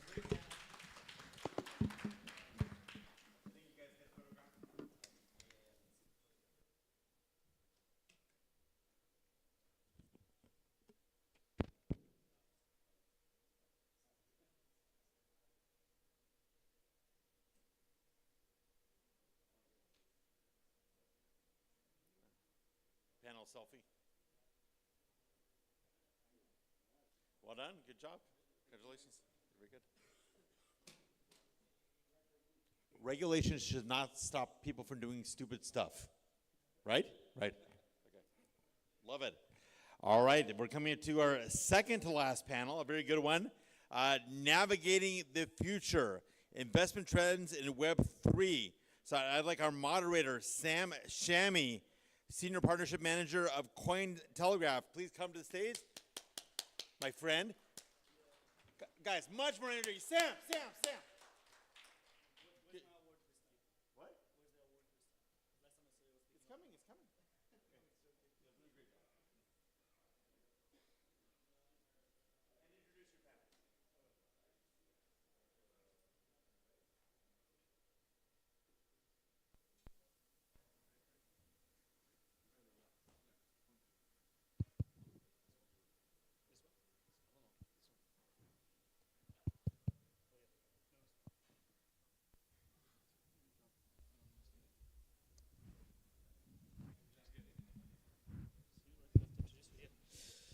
Well, good morning. I think this is the first thing I learned when I came to Web3, that it's always a good morning. There's no good afternoon or anything like that. So, Sam Shami from Cointelegraph. I'm the Senior Partnership Manager of Cointelegraph. And I'm very excited to be here today. It's my first time on Agora. And today we're going to be talking about investment trends in Web3. And for that, I have a great help from amazing people. Some of them I've already met before. So we have Aster, the CIO of SMAPE Capital. Gabriel, the managing partner and CEO of 50X Capital. I've met Gabriel on different occasions. Ronald, investment principal and Mechanism Capital. Talal, CEO and founder of CoinMina. I think we've met online. We never met live before. Wow. So good morning. As Web3 continues to reshape industries, investors, you guys, are facing different challenges. Most of the time, opportunities and the evolving challenges. This is a big thing. So my biggest question for today will be, is blockchain ready to host multi-million-dollar investments, firms, to onboard on the blockchain, especially legally? Gabriel? Sure. Good afternoon, everybody. Thank you, Sam, for the introduction. Is blockchain ready to attract the next $1 million investment from institutions? Multi-million-dollar investment from the institutions. I think it depends on what angle we're looking at. If we talk about tech, I think we are almost ready, depending on what use case we want to implement within the institution. If we're talking about legal compliance and risk, I think now we're going to get a little bit more clarity. At least this is the promise from the US and from the US government, especially. But it's not ready yet to get that multi-million-dollar investment. Aster, what do you think? Sorry. Yeah. Well, we have seen in the US that at least BlackRock and others are able to buy in, you know. So we will see if they will also make use of that, you know. And we're speaking also about the DeFi discussion that we had before. We are yet to see, you know, if they will then also engage in sort of governance mechanisms or any kind of yield farming. And so I think that we're still far away from. And I think they will still be hesitant in doing that. Having said that, we have had actually institutions also in the last years that were actually also investing in the space, in energy, in, I don't know, digital credentials and stuff like that. So there have been already some institutions, also within Europe, interestingly, that has been buying in there. But I think we're still sort of in the very early days, so they're also for institutions, it's a very good time to get in, actually, and you can really compare it to the beginnings of the internet, right? So, yes, I'm that old. We're still very early, there are a lot of opportunities there, and it's totally a good time also for institutions to come online. It's a different question to decentralization, but that's another topic. Indeed, indeed. And Ronald, what do you think? To the internet analogy, we're probably in the early 2000s of the internet. We were like 1998 a couple of years ago, so now I'm just thinking it's 2000. So yeah, there's still lots of opportunity, and it just seems like institutions have been buying a lot of this. I mean, the US with BlackRock have accumulated more than, I think it's $30 billion worth of crypto, and actually they have been using DeFi. Not BlackRock itself, although they have already invested in some crypto protocols in DeFi. But Trump with World Liberty Finance, he has purchased various DeFi tokens, including Aave and Ethena, and he has done so using CowSwap.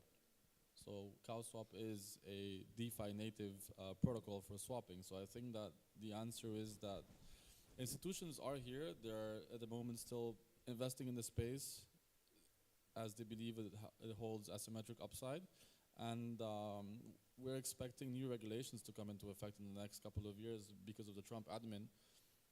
Specifically, the fact, I think the big one is that he wants all of the crypto tokens to be ruled under the CFTC and not the SEC, which would then make all crypto tokens commodities, which means that you no longer have to adhere or be governed by the SEC, and opens the floodgates of anyone experimenting with crypto tokens, as they will no longer have to be afraid of the SEC and their known or unknown regulations.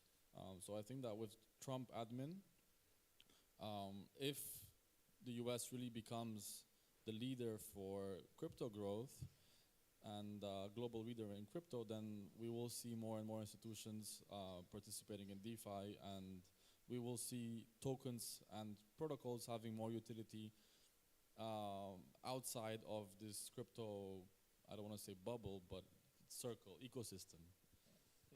You can call it a bubble. I think that's fine. But We're before heading there. We're heading there. When I joined the industry, the whole narrative was to sell to the suits.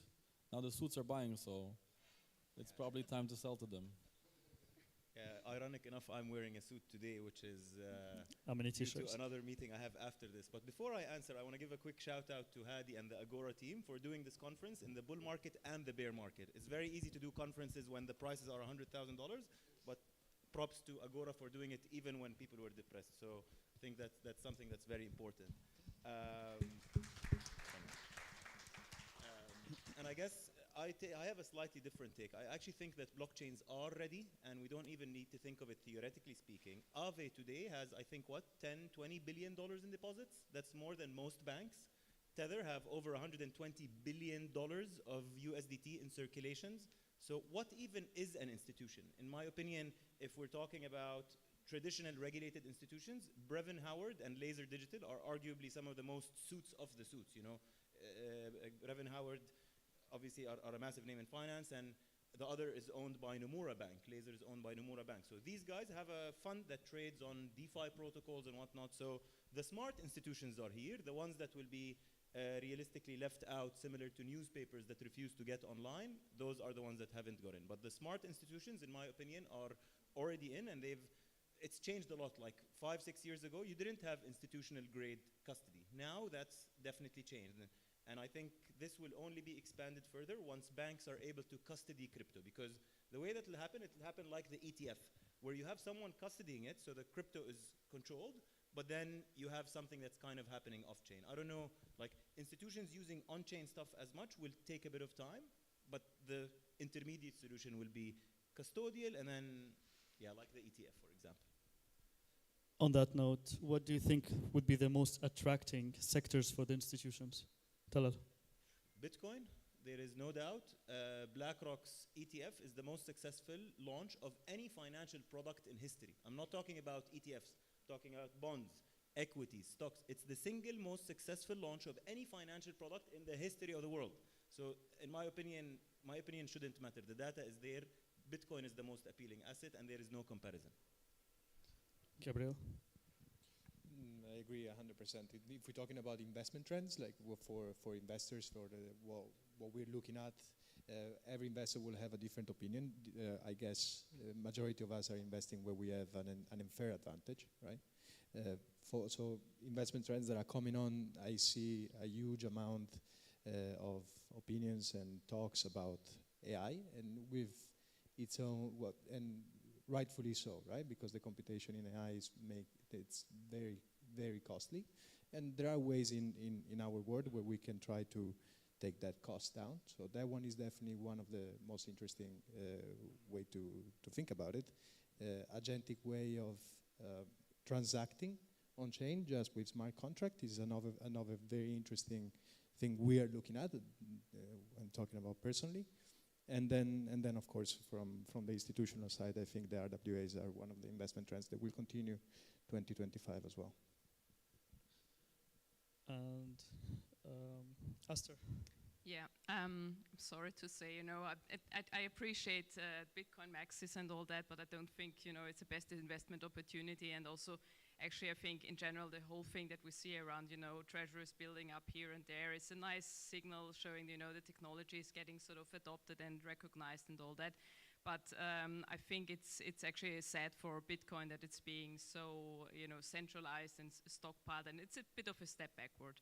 And I've said it for many years, actually. I'm not quite sure if that is sort of the most appealing investment if you look around, what other opportunities are actually out there, also where we have seen really technological advances over the Bitcoin network, which is arguably nice, and it's the first commercial application of this kind of crypto technology, but there are many others. What we as a fund are very much interested in looking into the future. We've now almost sort of completed deploying our first fund and are looking to raise our second fund here, is we're looking more into, again, the whole DePIN sector. I think the machine-to-machine economy is really interesting, together with the AI sector. Coupling that to robotics is super interesting, and seeing how that will actually work out. Decentralized science is another sector we're really interested about, but I'm not talking about here decentralized science fundraising. I know that there are many DAOs out there that are using that, but I think there are many other interesting healthcare use cases out there that are yet untapped and should get more attention. Also on the regulatory side, obviously also for itself a very difficult field, but nevertheless. And I think what is also a very intriguing sector for us that is coming up now is space and space technologies. So I think also that here blockchain can play a very interesting part, also looking at satellite systems and all that. So these are really the sectors that we'll be looking to invest also going forward. I think there's still also some DeFi innovation going forward, yes, but I think it will be a minority over all the other verticals. No, Astrid, it's the first time that I hear about the space sector as well, on the intersection with blockchain. I would love for you to expand a little bit on that, what you see and what have you seen, especially coming from Europe? No, I mean, there are just a few companies building up really sort of satellite sort of systems where you can also sort of give decentralized control over sort of supply chain systems, communication systems, being also able to track and trace where these things are. I think Neuron also yesterday spoke about an aviation use case, which was really interesting. So we see actually things also popping up on there. And I think all of this, and also being maybe also a little bit thinking about, where tokenized ecosystems can go. It is that I've also said that for many years now that in the end, if we think about humankind going interplanetary, right? Then mind you that, but who will really care about sort of a US dollar based on some US economy on some planet here, or the euro or something else? It will be really tokenized economies that will take the stage where you can actually derive value by using it, and transacting with it, and where you will also see that all the sort of token instruments will evolve even further to what we see now, that tokens can be used in governance, in staking. Yes, fine, okay, I get it. But there are many other value accrual mechanisms, and we actually published that in a blog article just a few days ago, where we also try to speak a little bit about what are untapped sort of value accrual mechanisms to actually decouple these tokenized economies from the pure speculative and marketing-driven sort of hype that you can see, to really something where the token and its existence is actually also sort of backed up by the usage that it has over time. I think that the question of I think it was best investment or best opportunity, it depends who you ask. And I do agree with all points, and I think that they're great answers for different people. So we are investors in BioDAO. I'm an investor in Peak. I'm looking in due diligence into some space-related blockchain protocols that are now fundraising, and they will probably have some of the best leads in this space in terms of investors. And I just think that the institutions will not be taking venture-sided risk, which you would have in DePIN or in space or in anything else, although the upside, probably even in risk-adjusted, means it is higher. There's only so much capital you can deploy compared to how much capital Bitcoin can suck up from the institutions. So I think that in the natural progression of things, institutions, although many of them have venture funds and do invest in high-risk venture protocols, they will first start with the lower-risk hanging fruit, which is Bitcoin. And Bitcoin, let's put it this way, almost no altcoin has ever done as many new as many new all-time highs as Bitcoin has. So most of the altcoins have one cycle, and after that they never reach their all-time high ever again. Is it speculation? Is it adoption? I don't know. I don't really care. It's just the fact that Bitcoin is the only asset. I'm not a maxi. I'm a bit bearish on the market, but let's put it. I just think that altcoins generally have a hard time creating sustainable long-term uptrends. While Bitcoin is the one constantly reaching all-time high. Ethereum hasn't reached all-time high. Solana has barely reached all-time high by like, I don't know, a couple dollars, and now it's back down. I do still like the more asymmetric side of new investments, and I think that the points that you have made are excellent. It's just that they have a very different risk profile than just simply investing in Bitcoin. So it depends what everyone wants.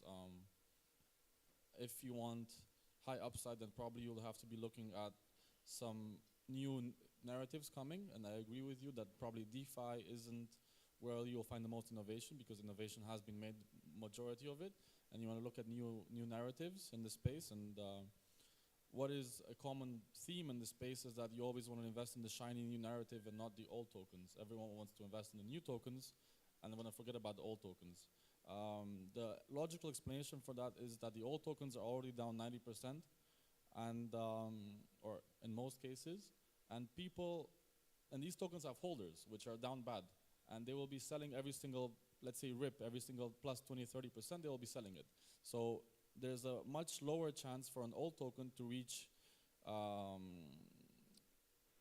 all-time highs than a new token that nobody is selling. So it kind of depends what you need. What do you think is the right way to price the crypto investments? Like, do you think still it's called the market cap, is this still the correct indicator?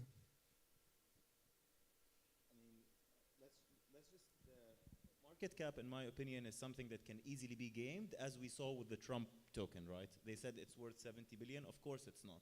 The reality is, to look at FDV, fully diluted value, for a token.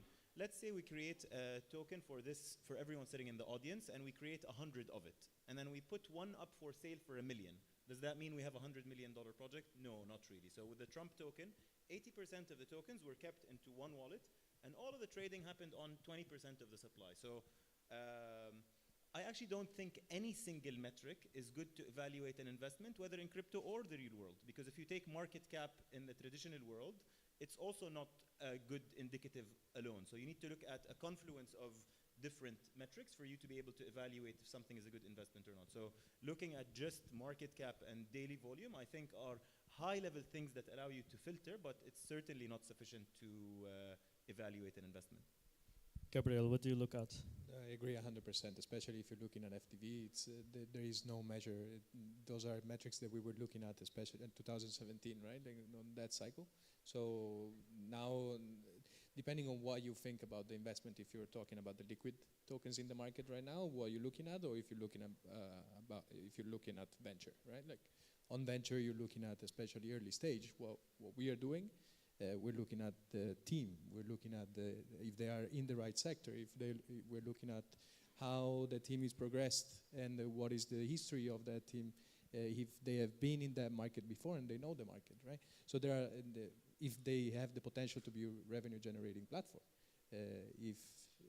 So token right now, FDV and market cap, it's not something that we look at all. Sometimes we invest in projects that we have a token warrant, so we don't even know if they're launching tokens, right? Esther? Well, you have to start somewhere, so I guess it's better than nothing. But I mean, for projects that are live, there are many on-chain metrics that you can look at. For DeFi projects, you can look at TVL, total value locked, on-chain usage, whatever. So I think there are many metrics. If we're looking for projects that we're looking to invest in, then yes, they will throw some number at us, and this will be based on, you know, FDV calculations are like, well, it's probably gonna be now 20 million, 100 million. It's often very much up for discussion. You find after a few calls that suddenly prices can go down. We have also the opposite, that we already committed an investment and suddenly it was double the valuation. We said like, no way, so not gonna do that. And then it went down again. So, so much for market cap and valuations, but we really focus on fundamentals. So for us, it's important, the team. Obviously, it has been mentioned many, many times yesterday and today again, how capable is the team, how approachable is the team, how receptive is it to feedback, does it have really the understanding of what they're building, like when restaking came up, right, last year. We had so many restaking protocols out there building on EigenLayer in our deal flow, but maybe one team out of the many that we due diligence that had a really solid understanding of the technological and economical implications of what they were actually building and the risks they were building into it. Same with Intents, you know, many people want to build Intents protocols, you know, and we just recently found with Allocate on a technical level, they're really solid and good. So coming from the team, then we go normally through a very solid technical due diligence, and we're very fortunate to have a suite of 8 advisors that have all this kind of specific sort of interests. We have the founders of Dai Capital, which are very well-known validators in this space, so they can go through that architecture. We've got Anish Mohammed, basically he's also actually based here in Dubai, who is a world-known CK expert and has helped us tremendously in going through all the kind of privacy technologies that we have there, and many others that really come online onto these calls and question hard very much sort of the kind of business cases that we have, because also that is a kind of thing that you need to think about, you know, where are you basically placing this business? A few years ago, you know, when Ethereum was still on a proof of work mechanism, for example, there were projects that had to shut down because of the huge transaction costs that they had, because Ethereum would reach some all-time high, and suddenly a project that was trying to do sort of like a single sign-on, you know, great team behind it, but they figured out that logging in once, you know, would cost like several $100s.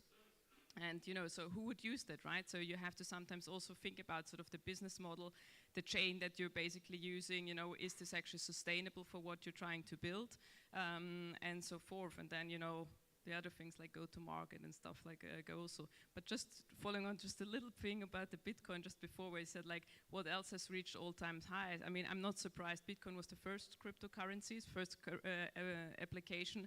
It has received tremendous marketing. All the media corporations are talking about it. If the media corporations would just talk a handful of other projects, you know, then people would also buy into it and we would see new all-time highs. So I think that shows you how early and vulnerable we're still in this space. But sorry, over to you. Yeah, definitely, but Bitcoin was not the first cryptocurrency. Well, Bitcoin it's is the first name successful. yeah, first successful, okay, fine. There's a reason why it's successful, and there's a reason why people are talking about it, and there's a reason why it hasn't gone to zero. So, yeah, I fully agree.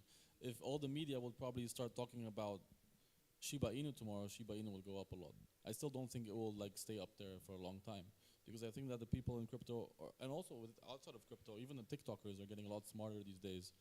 And like they're pretty smart by themselves, but I just think they're smarter to fall into the crypto traps of crypto people stealing their all of their money. Not stealing, but extracting their money. And people know that there are high risks of investment, and I think even retail community is like starts believing in Bitcoin, especially after what's happening in altcoins throughout the last 2 years, and most of them haven't really performed as well. And everyone is asking like, why is this happening? And the reason is because nobody's buying them, and nobody wants to buy them because they're many of them are quite extractive in nature. And I only trade altcoins, so this doesn't come from a place for me being a Bitcoiner. It just comes from a place for me analyzing the market.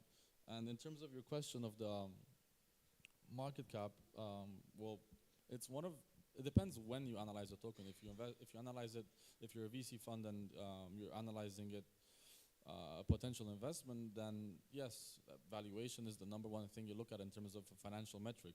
But if the token is live, then you can look, as mentioned, at other things, including holders, momentum, trend, their on-chain metrics, which could be TVL, network growth, network revenue, and a range of other metrics. Different protocols need different metrics. And I do think all of these metrics at the end of the day justify a thesis on valuation or on price. And you can justify that, yes, this token is underpriced, I think it's going to go higher because of these 5, 10 metrics, or this token is overvalued and I'm not going to buy it. And it all comes down to valuation.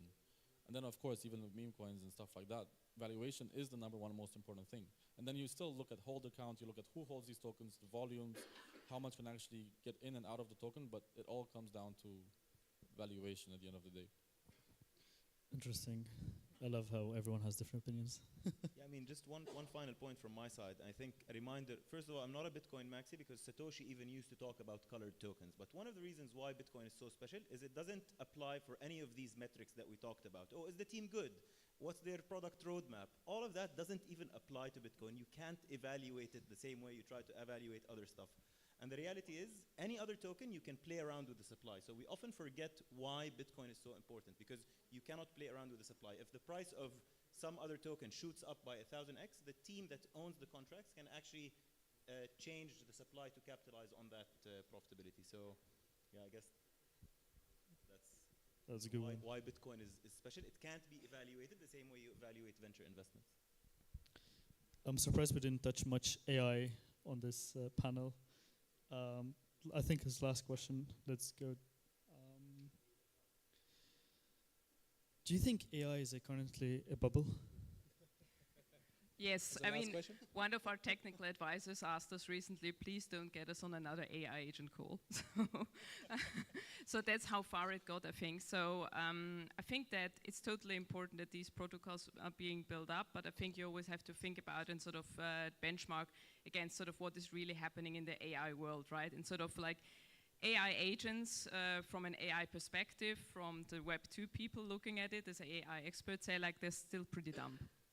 So if you're actually looking at left, right, and center, where the application is of an AI agent, it's still not there where we in the Web3 world sometimes dream where it could be. So I think it's very important that these infrastructures being built up, but I hope that people will include it less in their pitch decks as buzzword, because that is really getting very tiring.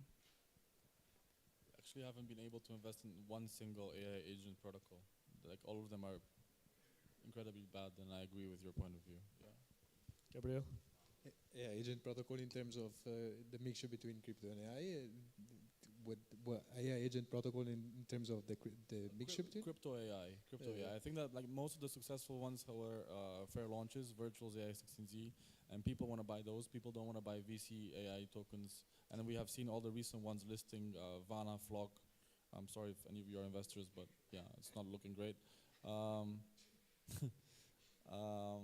And I just think that AI bubble, I think this bubble will keep, it's not a bubble, it'll keep on growing. It's the same thing I call in Bitcoin a bubble. I just think that in crypto, we've had the first iteration of AI agents, which were the AI agent frameworks, most popular Virtuals and AI16Z. And I think slowly we're going to be pivoting towards utility agents and then ecosystems of agents, but that will come in the future. And the quality of AI protocols in crypto is not even close as to the typical AI that you have in, I don't know, Silicon Valley. Yeah, I mean, on AI agents and AI experts in general, the question would be, have you ever deployed an AI agent on chain? And if the answer is no, then the mic should be taken away. And I'm not going to comment on AI yet because I have not deployed my agent, but planning to do that in the coming weekend, and then we'll be happy to talk with a bit more context. But yeah, would love to cover that. I agree with the points of everybody. I think we made all the points that were to be made. In the AI as a sector is being adopted right now. So it's not a bubble in per se. In crypto right now there is no utility apart from a couple of protocols they've been working on it. So, but I'm excited to see what we can do because the use cases are there. So we can work on them, and now I'm excited to see what 2025, 2026 are going to bring to that word because it's very compatible. One word and the other are very compatible. Great. Thank you. Amazing panel. Big round of applause.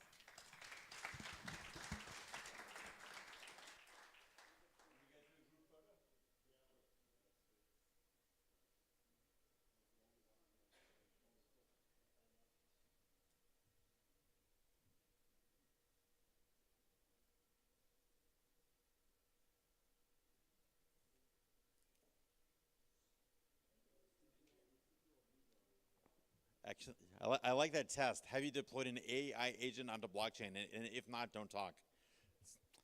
You know, I got to rethink my life strategy. Anyways, presenting the final panel of the 14th Agora Blockchain Congress. This is the last, but one you do not want to miss because we got some real rock stars on it.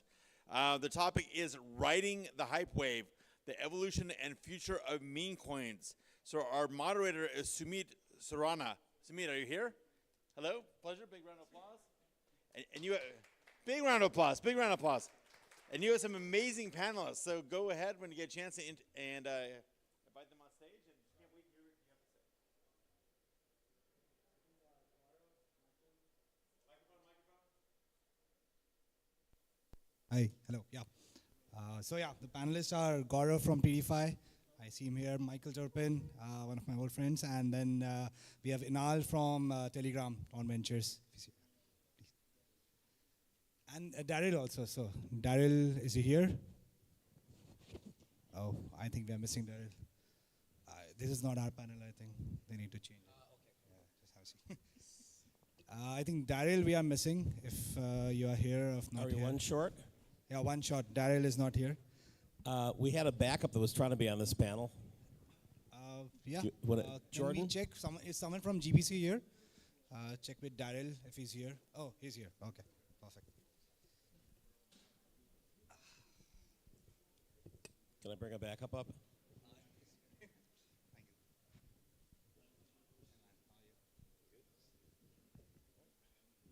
Oh, here we go. Cool. Very interesting panel. I think the topic is very interesting. It's meme coin. So one thing I would request you all to stay till then. There'll be some alpha shared by our esteemed panelists. And it's a 30-minute panel, so I want to keep it short and punchy. And the topic is really interesting, and it's on the rise right now. And it's always been there. Like meme coins have always been a part of crypto as long as crypto has been there. So I would quickly introduce the panelists. I would love for them to introduce themselves. But before that, my introduction. So I am Sumit. I am investment director at Cypher Capital. And I'm also currently focused on building a venture lab, which is actually building a meme discovery platform called Vibes. I can share more details about it later, but I'll pass the mic on to Michael, and then we'll go for personal intros from there. Hi, I'm Michael Turpin, and we got I was going to make a joke about it. We're memeing the last panel's bios because the slide wasn't up. So I'm with Transform Ventures. I've been in crypto since early 2013, when basically the only meme was Bitcoin. And I've seen sort of all the waves, and I've worked over the years with a number of waves of innovation in terms of like helping teams launch, advising them, marketing with them, investing in them. And, go all the way back to investing in Dogecoin early, and then worked on the teams with Shiba Inu and Brett and a number of other this sort of wave. And interesting remarks on the AI, which many of them have spun out of memes and are then gaining rapid market share as they develop utility. Hi, I'm Gaurav. I would have never be on this panel if Michael wasn't there. Never, as in like a big never. My journey in meme coins was 2.5 months. I was entirely against anything that has an intrinsic economic value. I know I sound more like Michael now, but somebody's turning degen, so someone has to turn institutional. So we worked with a bunch of meme coins, and they went from a few 100,000 to a few 100 millions, and then down like every other meme, and that to us is a big red flag on our thesis of investing. So I've been in equity and capital markets for about 16 years, started in crypto 2015. One of those panels where I'm actually not looking like a granddaddy, because we really have someone older than me, by all means. So 2015, full-time, 18 hours building for companies in crypto since then. Now better known for Trade Dog Group, and we have built an infrastructure to help startups scale to be unicorns and beyond. Thank you. So I'm Daryl. I'm the general partner at Tribe Digital. So, memes is one of the things that we do invest in, but we also invest in non-crypto assets as well. Been around since 2017. So why memes? It's very simple for me. It's when we actually launch the crypto fund, the thesis is very simple. For the flagship fund, which is non-crypto investments, you do value investment, right? Which is try to find undervalued companies and you try to, invest in them. But in crypto itself, it's very simple. I would say almost 90% of the companies or the projects out there, what you're trying to get is the attention economy. So that means that most of the time there is no intrinsic value. It's who captures the most amount of attention, you win. Very simple. One project is up on mainland right now is Bera. Well, they started with complete utter bullshit. It was just memes, and now it became one of the largest chains with everyone chasing them, running nose validators and even trying to get TVL. So that's kind of like why meme to me is so important. And even if you have some sort of utility, it's probably 5% of the entire value of the company. So that's how I see and view memes, and that's the same thesis within our company itself. Yeah. Yeah. Hi everyone. I'm Inal, partner at Ton Ventures. Speaking of myself, I'm in crypto for like almost 8 years. To be honest, I was more like a tech guy in the past, but last 2.5 years, I'm in like Ton and Telegram ecosystems, mostly building games, but like recently launched Ton Ventures, which is like the biggest VC in the Ton and Telegram ecosystem right now.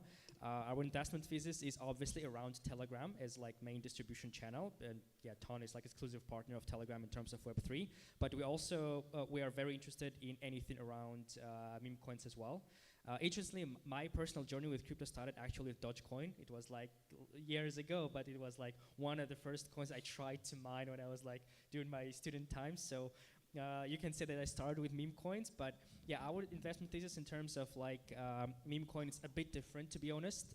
We consider it mostly as like a PvP game for traders, let's call it so. I 100% agree that all crypto is about narrative, but in our opinion, like trying to build narrative, it's good, but like build an infrastructure for like these PvP games, this is the only way how we can invest in meme coins, at least for us, because we at Ton and Telegram, Telegram is probably the biggest company trying to give mass adoption to crypto through its like distribution channel. Yeah, thanks. Great, thank you so much. And I think it's very interesting that all of you have started off with like a Dogecoin or maybe like Shiba. So would love to understand, like when you first started your meme coin journey, how do you see like 2021, 2022 meme coin versus now? What is the biggest difference, or what is the biggest, how has the meme market evolved? So maybe let's start with Gaurav and then we can go ask other panelists. So the first meme coin I started was Bitcoin. If you're talking about Doge, it's literally a fork, right? So the moment you call Doge a meme coin, then Bitcoin is the first meme coin of its kind. Funny enough, I am one of those rare breeds who didn't start in crypto because we were sitting in a bar with friends and dealing with our lives, and somebody told buy Bitcoin and your life will change. I started off with making a payment company. And the node service we were using gave us Bitcoin, Dogecoin, and Litecoin nodes for the same $45. And as an Indian IT firm, I wouldn't let go any of that to waste. So why not integrate all three? So my acquaintance with all three meme coins was parallel. And it was a good journey, of course. But to comment on his point, we're also investors in Bera. We actually got in the earlier rounds. And the difference that I would want to mark between this theory of meme coins and the Doge Bitcoin theory of meme coins and the bullshit meme coins is pretty simple. If your attention economy has a backup plan of intrinsic economic value, then it's a great plan, right? Because what you're calling as engagement or attention economy essentially has underlying framework, an economic framework. But if it's just mere attention economy, then we all know that we are living in an attention deficit world, which itself is like sort of frameless. Nobody sticks to an Instagram reel for more than 3 seconds, right? So from that point of view, I, as an investor, would never depend on this futile element of human psychology, call it attention or call it whatever, but something that has sustained in humans forever and ever, which is the intrinsic economic value and the economic framework. would make me feel more comfortable. And this can be totally my private opinion on that. So yeah, that's my idea of memes from Bitcoin finding their economic value, being a store of wealth, transfer of money, and so on. Yeah, that's my conclusion. So I never really considered Bitcoin to be a meme because it started out with utility. I mean, it started out with the white paper. I wrote a book it came out a couple of weeks ago called The Bitcoin Supercycle, and I show the white paper and then go out through all the iterations of, and again, it's been the best returning and fairly consistent cycles of value. Whereas the memes, typically, I mean, if you look on the website of Dog with Hat, it literally has a disclaimer. Really, it's just a dog with a hat. And so the memes that, what's interesting about this last cycle has been sort of the memes that are combined with utility and whether they're sort of, or the utility coins that add a meme, Barachain being one of them. And so adding a meme to a utility coin is a way of getting additional attention and attention economy, but also sort of, if you're looking at 100 memes and one of them is promising utility, sort of gets that hybrid of investors in utility and investors in memes. The thing that really stood out to me in terms of a real change in the landscape was when Robinhood, at the top of the 2021 bull market, reported their second quarter earnings, and on crypto, more people bought Dogecoin than Bitcoin and Ethereum combined. It was their number one, it was like 60%. And so that was a change because in the early days, it's like, buy Bitcoin, get rich on Bitcoin. You still can do that, but Bitcoin's not $200 anymore. And so someone new in crypto or someone with limited resources is like, I can't afford $100,000, but I can get a boatload of Shiba Inu. So just to clarify, not an elaboration, I actually placed all three of them in different categories. I am not calling it a Bitcoin. I'm just saying if you call Dogecoin a meme coin, then definitely Bitcoin. Just because it was forked technologically, Doge really started out with pretty much the dog in a hat. It's like, this is a joke, this is for fun, and yet they got 1 million users within a month.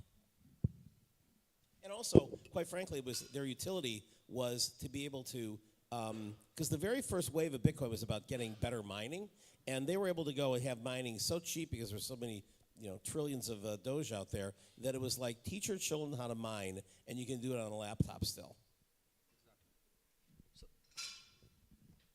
Daryl, if you want to add. I think I'm kind of agreeable to Gaurav in a sense that there are three kind of categories itself, right?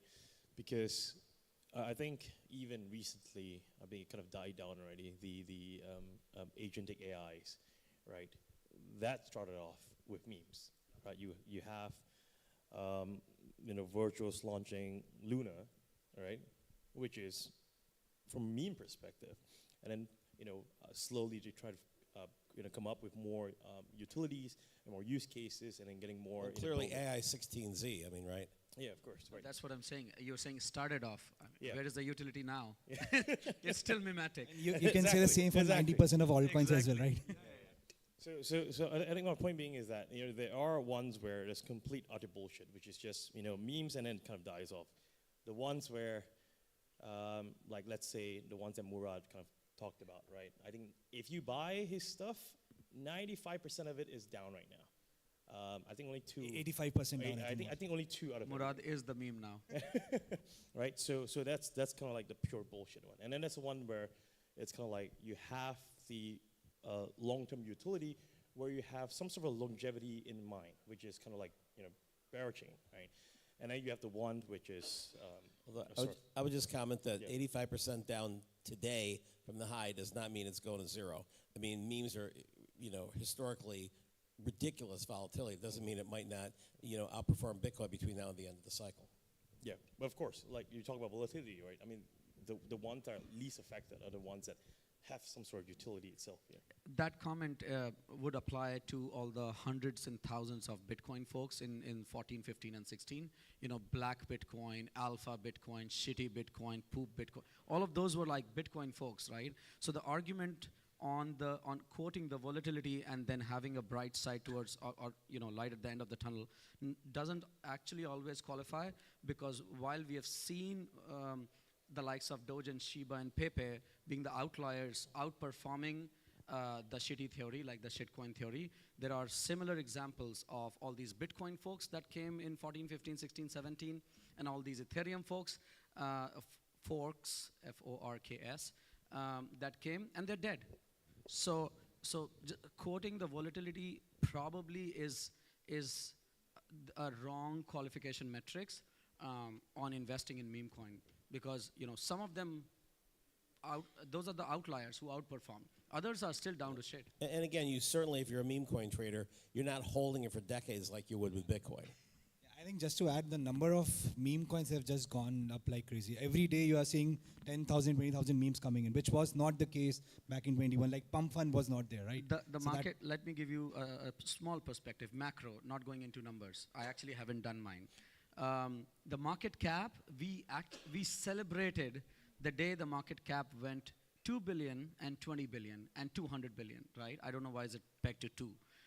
But we were actually celebrating it. We were in Oakland when it went to 20, somewhere in Europe when it went to 200. And at that time, you had a Bitcoin fork every single day, right? So you're having 10,000 coins today at a 3 trillion market cap. I don't think the perspective is different. It's a bigger market now. Yes, the demand has risen to a whole new number of retail user. The adoption has risen from like some mere scammy exchanges to the Robinhoods of the world and CMEs of the world. And then at the same time, the marketing has risen to some shady, masked so-called influencers to freaking Elon Musk of the world changing his name on Twitter. So we're living in a different world. I don't think the perspective, the overarching perspective has changed. And I don't think it'll change till the time we come to the same state as we are in the capital markets, where there is no outflow from the outside. The money churns in the whatever $64 trillion global market every day. Right now, the beauty that we are enjoying in crypto is that there's this outflow from the stock market. There's this outflow from the commodity market. There's an, inflow. From the commodity market, there's an inflow from the stock market. And then better than anything, with the changing world order, we have money printing that eventually collides with the crypto market cap. Maybe one last thing I actually want to say, to be honest, I don't get why we even discuss like Bitcoin, Berachain, other stuff in the context of meme coins, to be honest. Those are meme coins, no? Because, I mean, again, Bitcoin, Satoshi tried to solve like a huge problem of humanity, right? Berachain, they have really interesting model of how the chain actually works. This both has nothing actually related to meme coins. Yes, maybe they use meme coin as like a marketing tool, but nothing related to like pure meme coins that we have on the market right now, especially with the emerge of Pump.Fun, where I don't want to say every single token, but almost every single token there is pure P2P game. 99.5%, yeah. Yeah, at least like people just play against each other, trying to get as much money as possible from a token, period. Nothing else. Nothing like, some teams, they say, yeah, we're going to launch a token. Maybe later we will think of what kind of product we can build, what kind of like problem we can solve. But in my opinion, again, this is just like, I don't know, this is not their real intention. Their real intention just to launch this PvP game. If it works, maybe we'll figure out how to actually, I don't know, put something, add utility to this token wherever. But main intention is we're gonna launch this PvP. Definitely, we as a team going to be the main beneficiary. Like we're gonna get a lot of it because or insiders actually buying these tokens as early as possible. And to be honest, I personally don't like this trend. I can do nothing with it. It is what it is. But I'm just saying that I don't like this trend just because it gives a wrong perception to the whole crypto at this point. In the past, you could say, yeah, there were like, I don't know, Bitcoin forks, kind of meme coins, wherever. But again, most of them, they tried to, okay, we don't agree that Bitcoin block should be just 1 megabyte. We want it to be 10 megabytes, so we're launching, I don't know, Bitcoin ABC, Bitcoin Cash, wherever. No, I was talking about mere folks, one-click folks.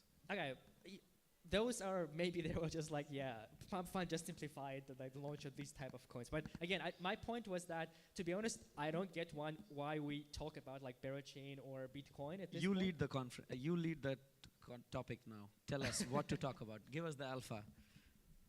I think I'll just follow up with, it's a very interesting point that you brought, because in the end, meme is about community building, where Berachain actually played a role because they build a very solid community in crypto, and which is what meme is about. And community building happens on Telegram. So would love to get your perspective, it's a good segue, but would love to get your perspective of how Telegram and Ton recent updates, how are you thinking about that? Or is there a direction that you are going towards in focusing on memes per se, because Telegram in the end, it's a very strong community building tool. And community building tool is used by meme coins and meme creators. So what is your take as a Ton Ventures lead? Yeah, we at Ton in general, like Ton Foundation, Ton Ventures, like other entities in Ton, we actually wanted to experiment a lot with meme coins, and we actually spent some like time, money, etc. last year experimenting with meme coins. What we realized, three things. First, there is no way to compete with Solana if we speak about like launching meme coins. Again, nobody gonna launch. I mean, many teams tried to launch meme coins on Ton, but all of them were relatively small. Probably the biggest meme coin that was launched on Ton was Dogs. It was like a huge success, like 60 million of users. I don't know, maybe almost all centralized exchanges closed their KPIs in terms of like new users because of Dogs, thanks to Dogs. But still, it was just like the only exception, I would say, out of like hundreds of thousands of tokens were launched on Ton.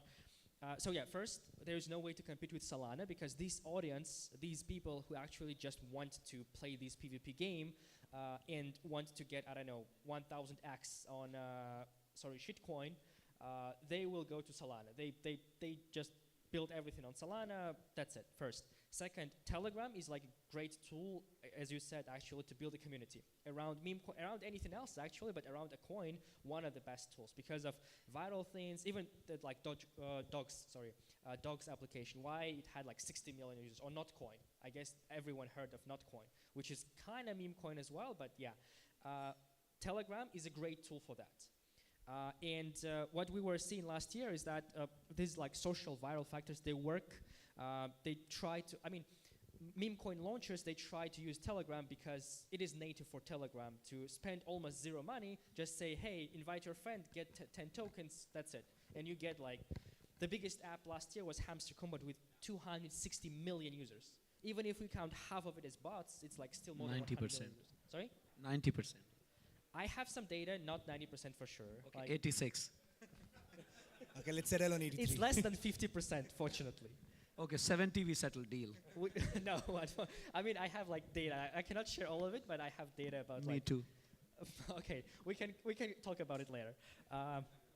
So yeah, Telegram is a great tool to build like communities around meme coin, but again, none of those like communities actually want to, I don't know, build a product, solve a real problem. They're just like, again, this is a Ponzinomics in most of the cases, period. So first, yeah, no way to compete with Solana. Second, that's great to build a community on Telegram. It is really easy. It's almost free because of viral factors of Telegram, but almost all of these like communities, they're ending up being Ponzi's, unfortunately.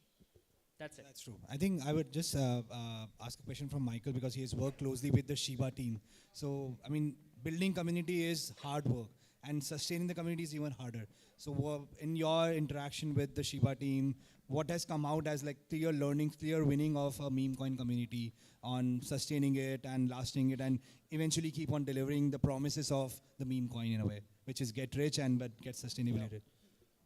Well, a lot of it is just simply the number of people who are engaged at different levels with the core token, SHIB. And they'll do things like, have, meetups, they'll have conferences that are, Dogecoin really set the standard. And of course, SHIB is on Ethereum. In fact, at one point, SHIB was the largest token on Ethereum. It was bigger than Chainlink, bigger than Uniswap, et cetera. So, obviously Pepe's not on Solana. I mean, there's a lot of ones that are not on Solana. Base started getting, Brett, became the largest, one of the largest tokens on Base. So it's not 100% Solana forever, although certainly with Pump.Fun and with a lot of things are having, and it's not all these, Pump.Fun launches. I mean, some of the most successful ones, I'm surprised nobody's brought up Trump yet. Trump obviously, overtook Doge in a day and a half. And the Solana been launched on Mercora, and that's really been an interesting development, just their prominence now. I don't know if anybody saw the Enron launch. I mean, it went to $750 million and then down to 100 million in like minutes. So obviously, it's a problem when things go up too fast and they get extracted value too fast. And so, another one was I'm an investor in Morpheus and an investor in Shapeshift and supporting what Eric does at Venice. But I think everybody was surprised how fast that went up for one that was distributed.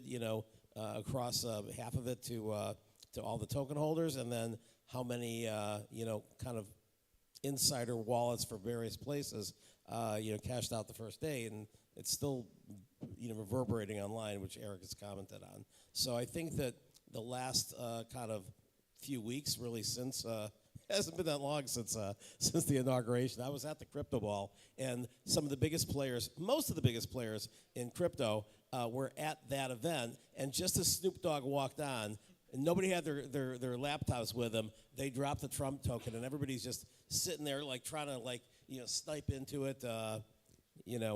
Joyce, who's sitting in the crowd there, had her banana gun on Telegram trying to get in, and it's like people think you couldn't get in as fast as they would be able to, their laptop. I know people. Sorry, Gaurav, you have to say. Commenting on the immediate, like the fast rise and fall, I think that's a very nature of tokenomics. We all have low supply, high float launches, and this is exactly what I want to quote. There's this whole PR, of course, paid PR, I'm assuming, of XRP and Brad. He was quoted, crypto entrepreneur precedes the valuation of the Uber founder in 8 hours. Sorry, he precedes the valuation of the Facebook founder above Uber founder in 8 hours. So basically, the valuation of Ripple went from whatever 8 billion to 60 billion or something. So these high FDVs, low float sort of situations are common to the cryptonomics. And they're copied across utility coins and meme coins and everywhere. But the beauty that I think we should look at is meme coins never rise up again. Why do you have alarms for us? And you have to walk all the way to the other side of the stage to make us hear that. Yeah. So what would you rather depend upon? Like, what would you focus for your future investments or current investment? Of course, you can be a degen and you can play the same game of the initial rise and fall with Trump and Polkadot when it launched, Definity when it launched, Solana in its first 1.5 years of its launch, Berachain, we are all predicting it to be like a 10 billion at least a launch. So it's the same game, but in the utility and economic utilitarian tokens, you at least have a second chance. If it all falls, you do have a second chance with memes. I mean, Pepe certainly got up to its all-time high way after its launch. And you mentioned ICP, they had an astronomical launch and dump that they never got even close to, even though it's gone up in the last couple of years from the bottom.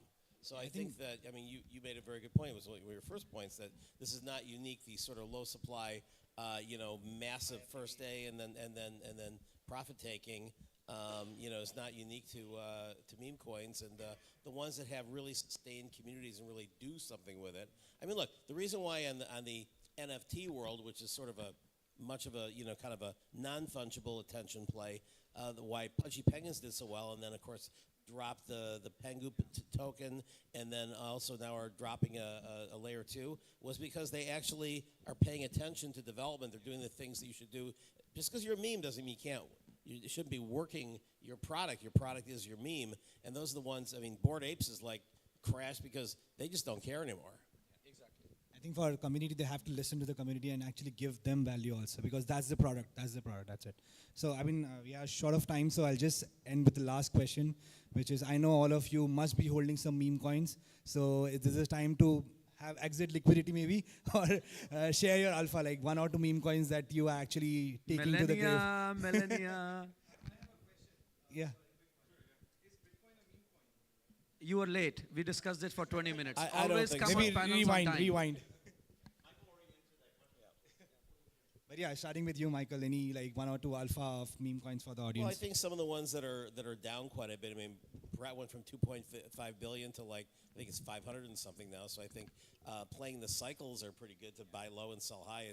There's a much narrower channel for Bitcoin, and then also some of the ones that are just like really low microcaps that still seem to have something going on. And again, I think some of the smaller ones that are in the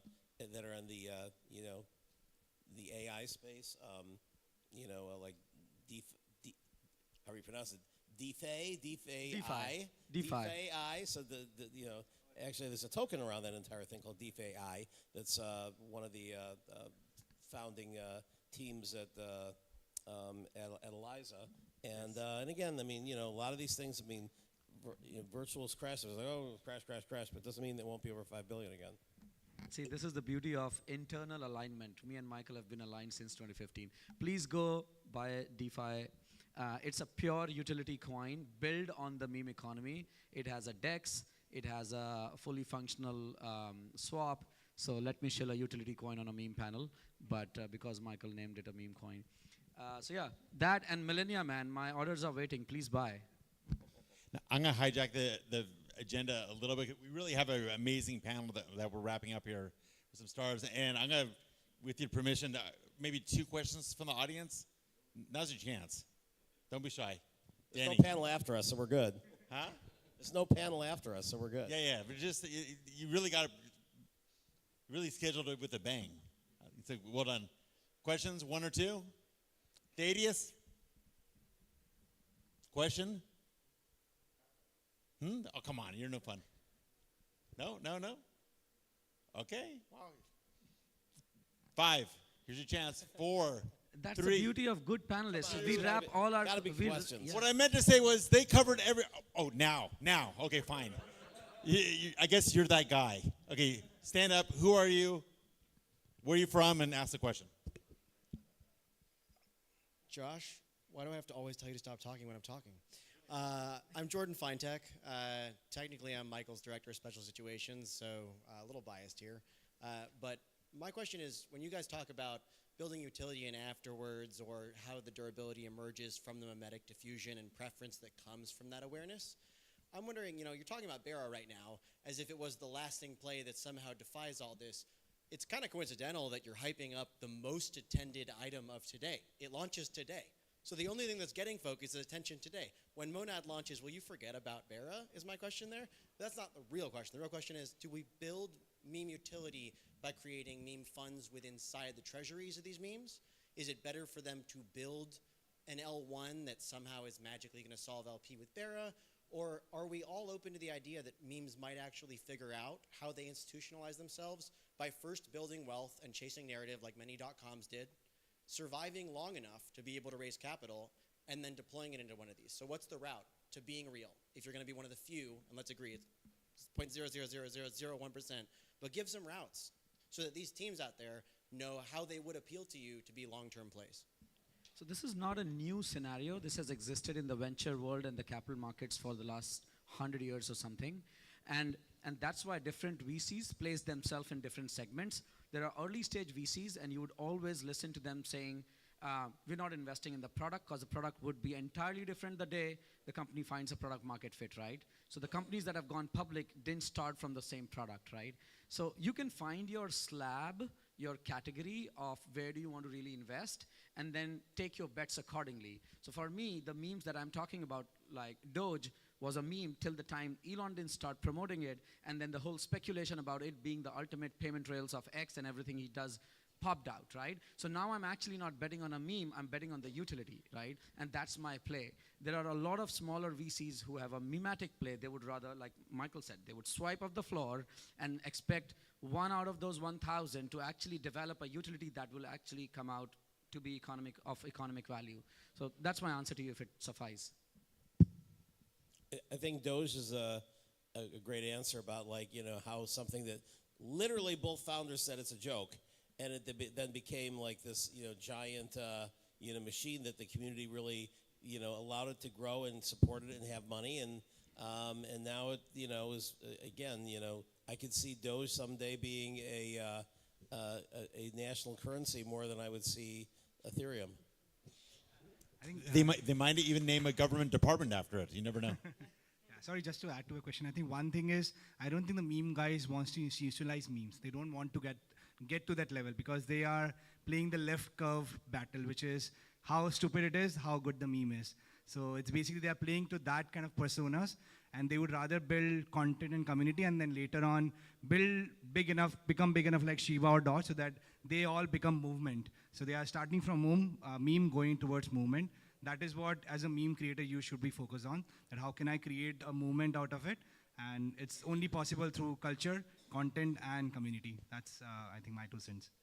Fantastic. Big round of applause for this panel. Thank you We, so we much, got guys. a Thank you bunch so of much for rock the stars panel. here. I think Daryl and, oh, okay. If you want to share any alpha from your side. We always have time for alpha. What's your alpha? Okay, no alpha. Alpha, yes, I kind no. of already mentioned it, so I'm still. But no better, only me. I'm still big on agentic AI. So, All right, yeah. So. panel photograph, please. Stand up, loud and proud. I think ran out of time as meme. Did Hadi escape?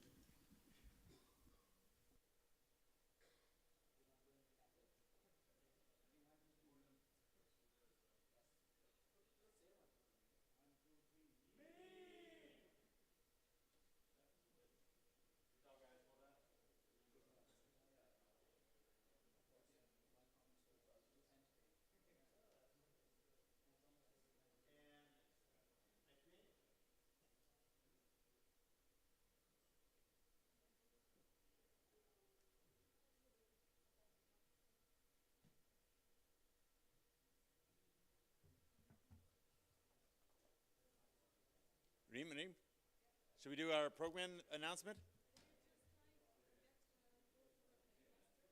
We're trying to get what? Oh, okay. So what should we, everyone just hold tight for a second. We're going to clarify the program in a moment. How are you? Agora. I think they're wrapping up in the other room, then they'll come in here.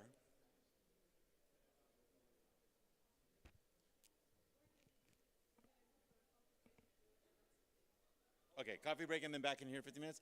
All right, ladies and gentlemen, it sounds like, oh wait, yes? Coffee, wait, do what now? The awards? Here? Fine, everyone stay here for the awards. Thank you.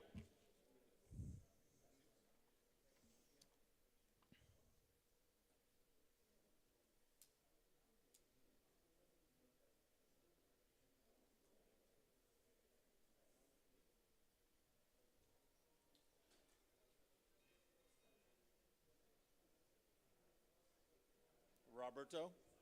Robert House, why are you so cool? So why are you so cool? What makes you so cool, man?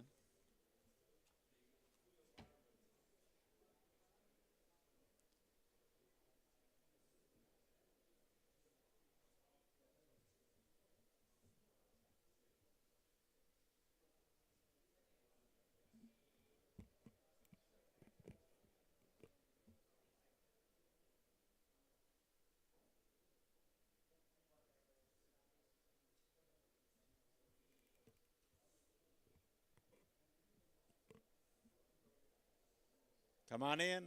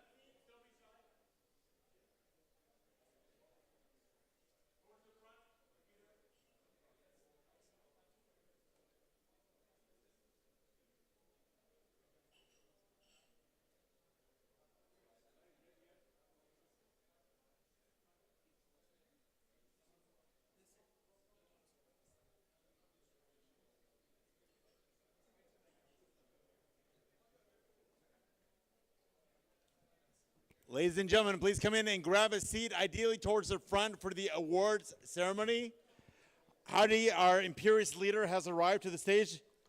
Big round of applause. He's coughing up a lung, but we love him anyways.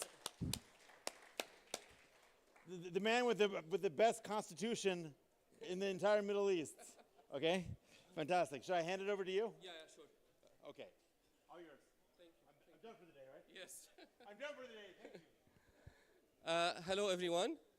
If you can, please, at the back, if you can all have a seat. Daniil, that's specifically for you. Thank you.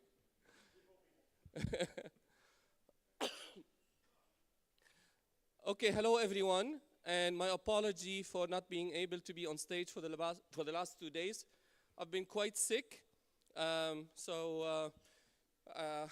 You know, it's always great to be with you and to share the experience of what the Global Blockchain Congress is.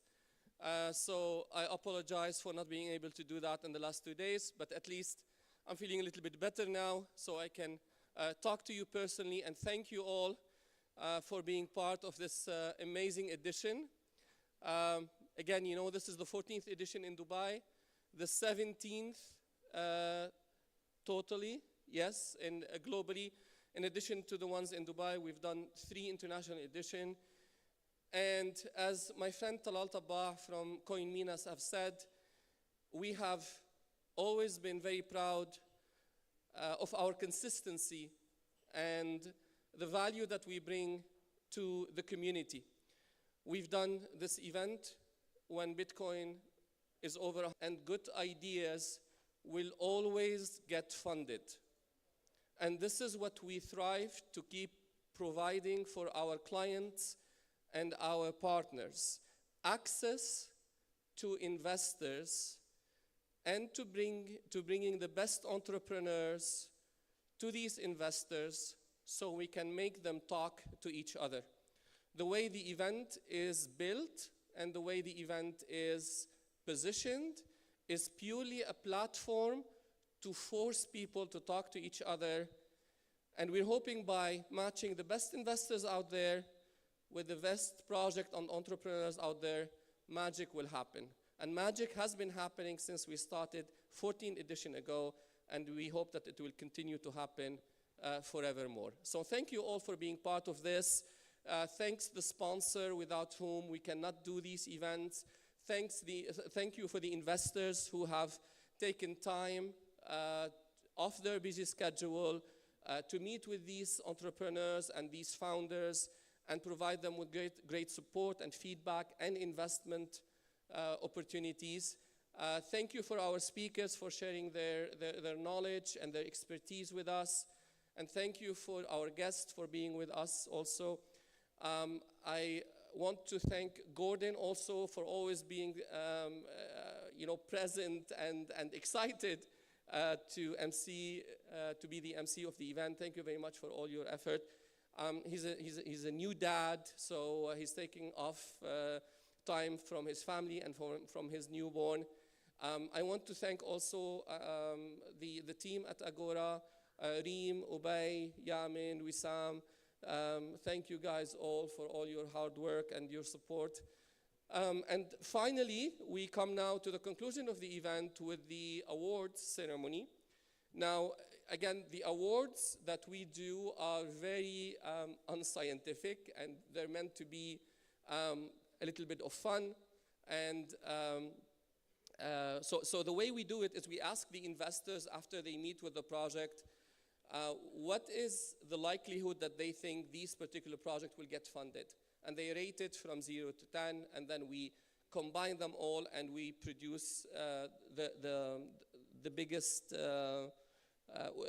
or the 3 projects that got the most vote. And like always, it's usually very, very narrow. So we just want to thank all the investors for being part of this, and thank all the projects also for being part of this. So in third place, it is Asset Token Ventures.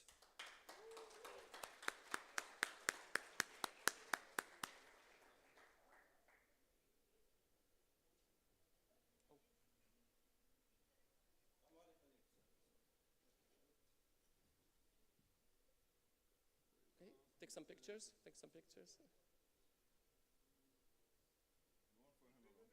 One for him alone, it's fine. Yes.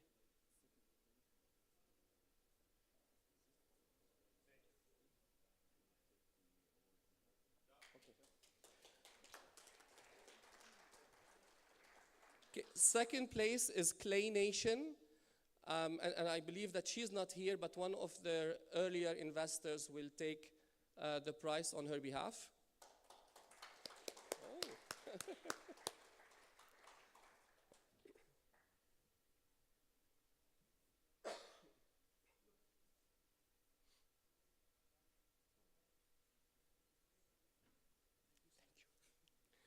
And finally, the first place goes to Neuron. Neuron.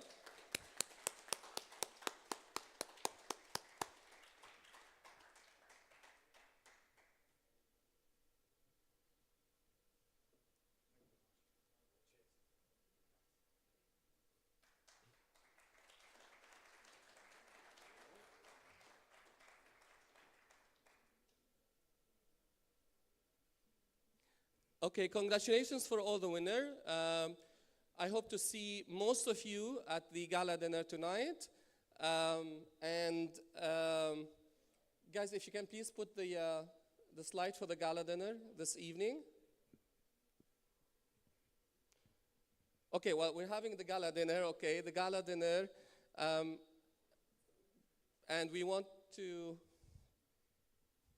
Okay, great. So the gala dinner is going to be taking place here in the same room at 8 o'clock, so hopefully we'll see you all.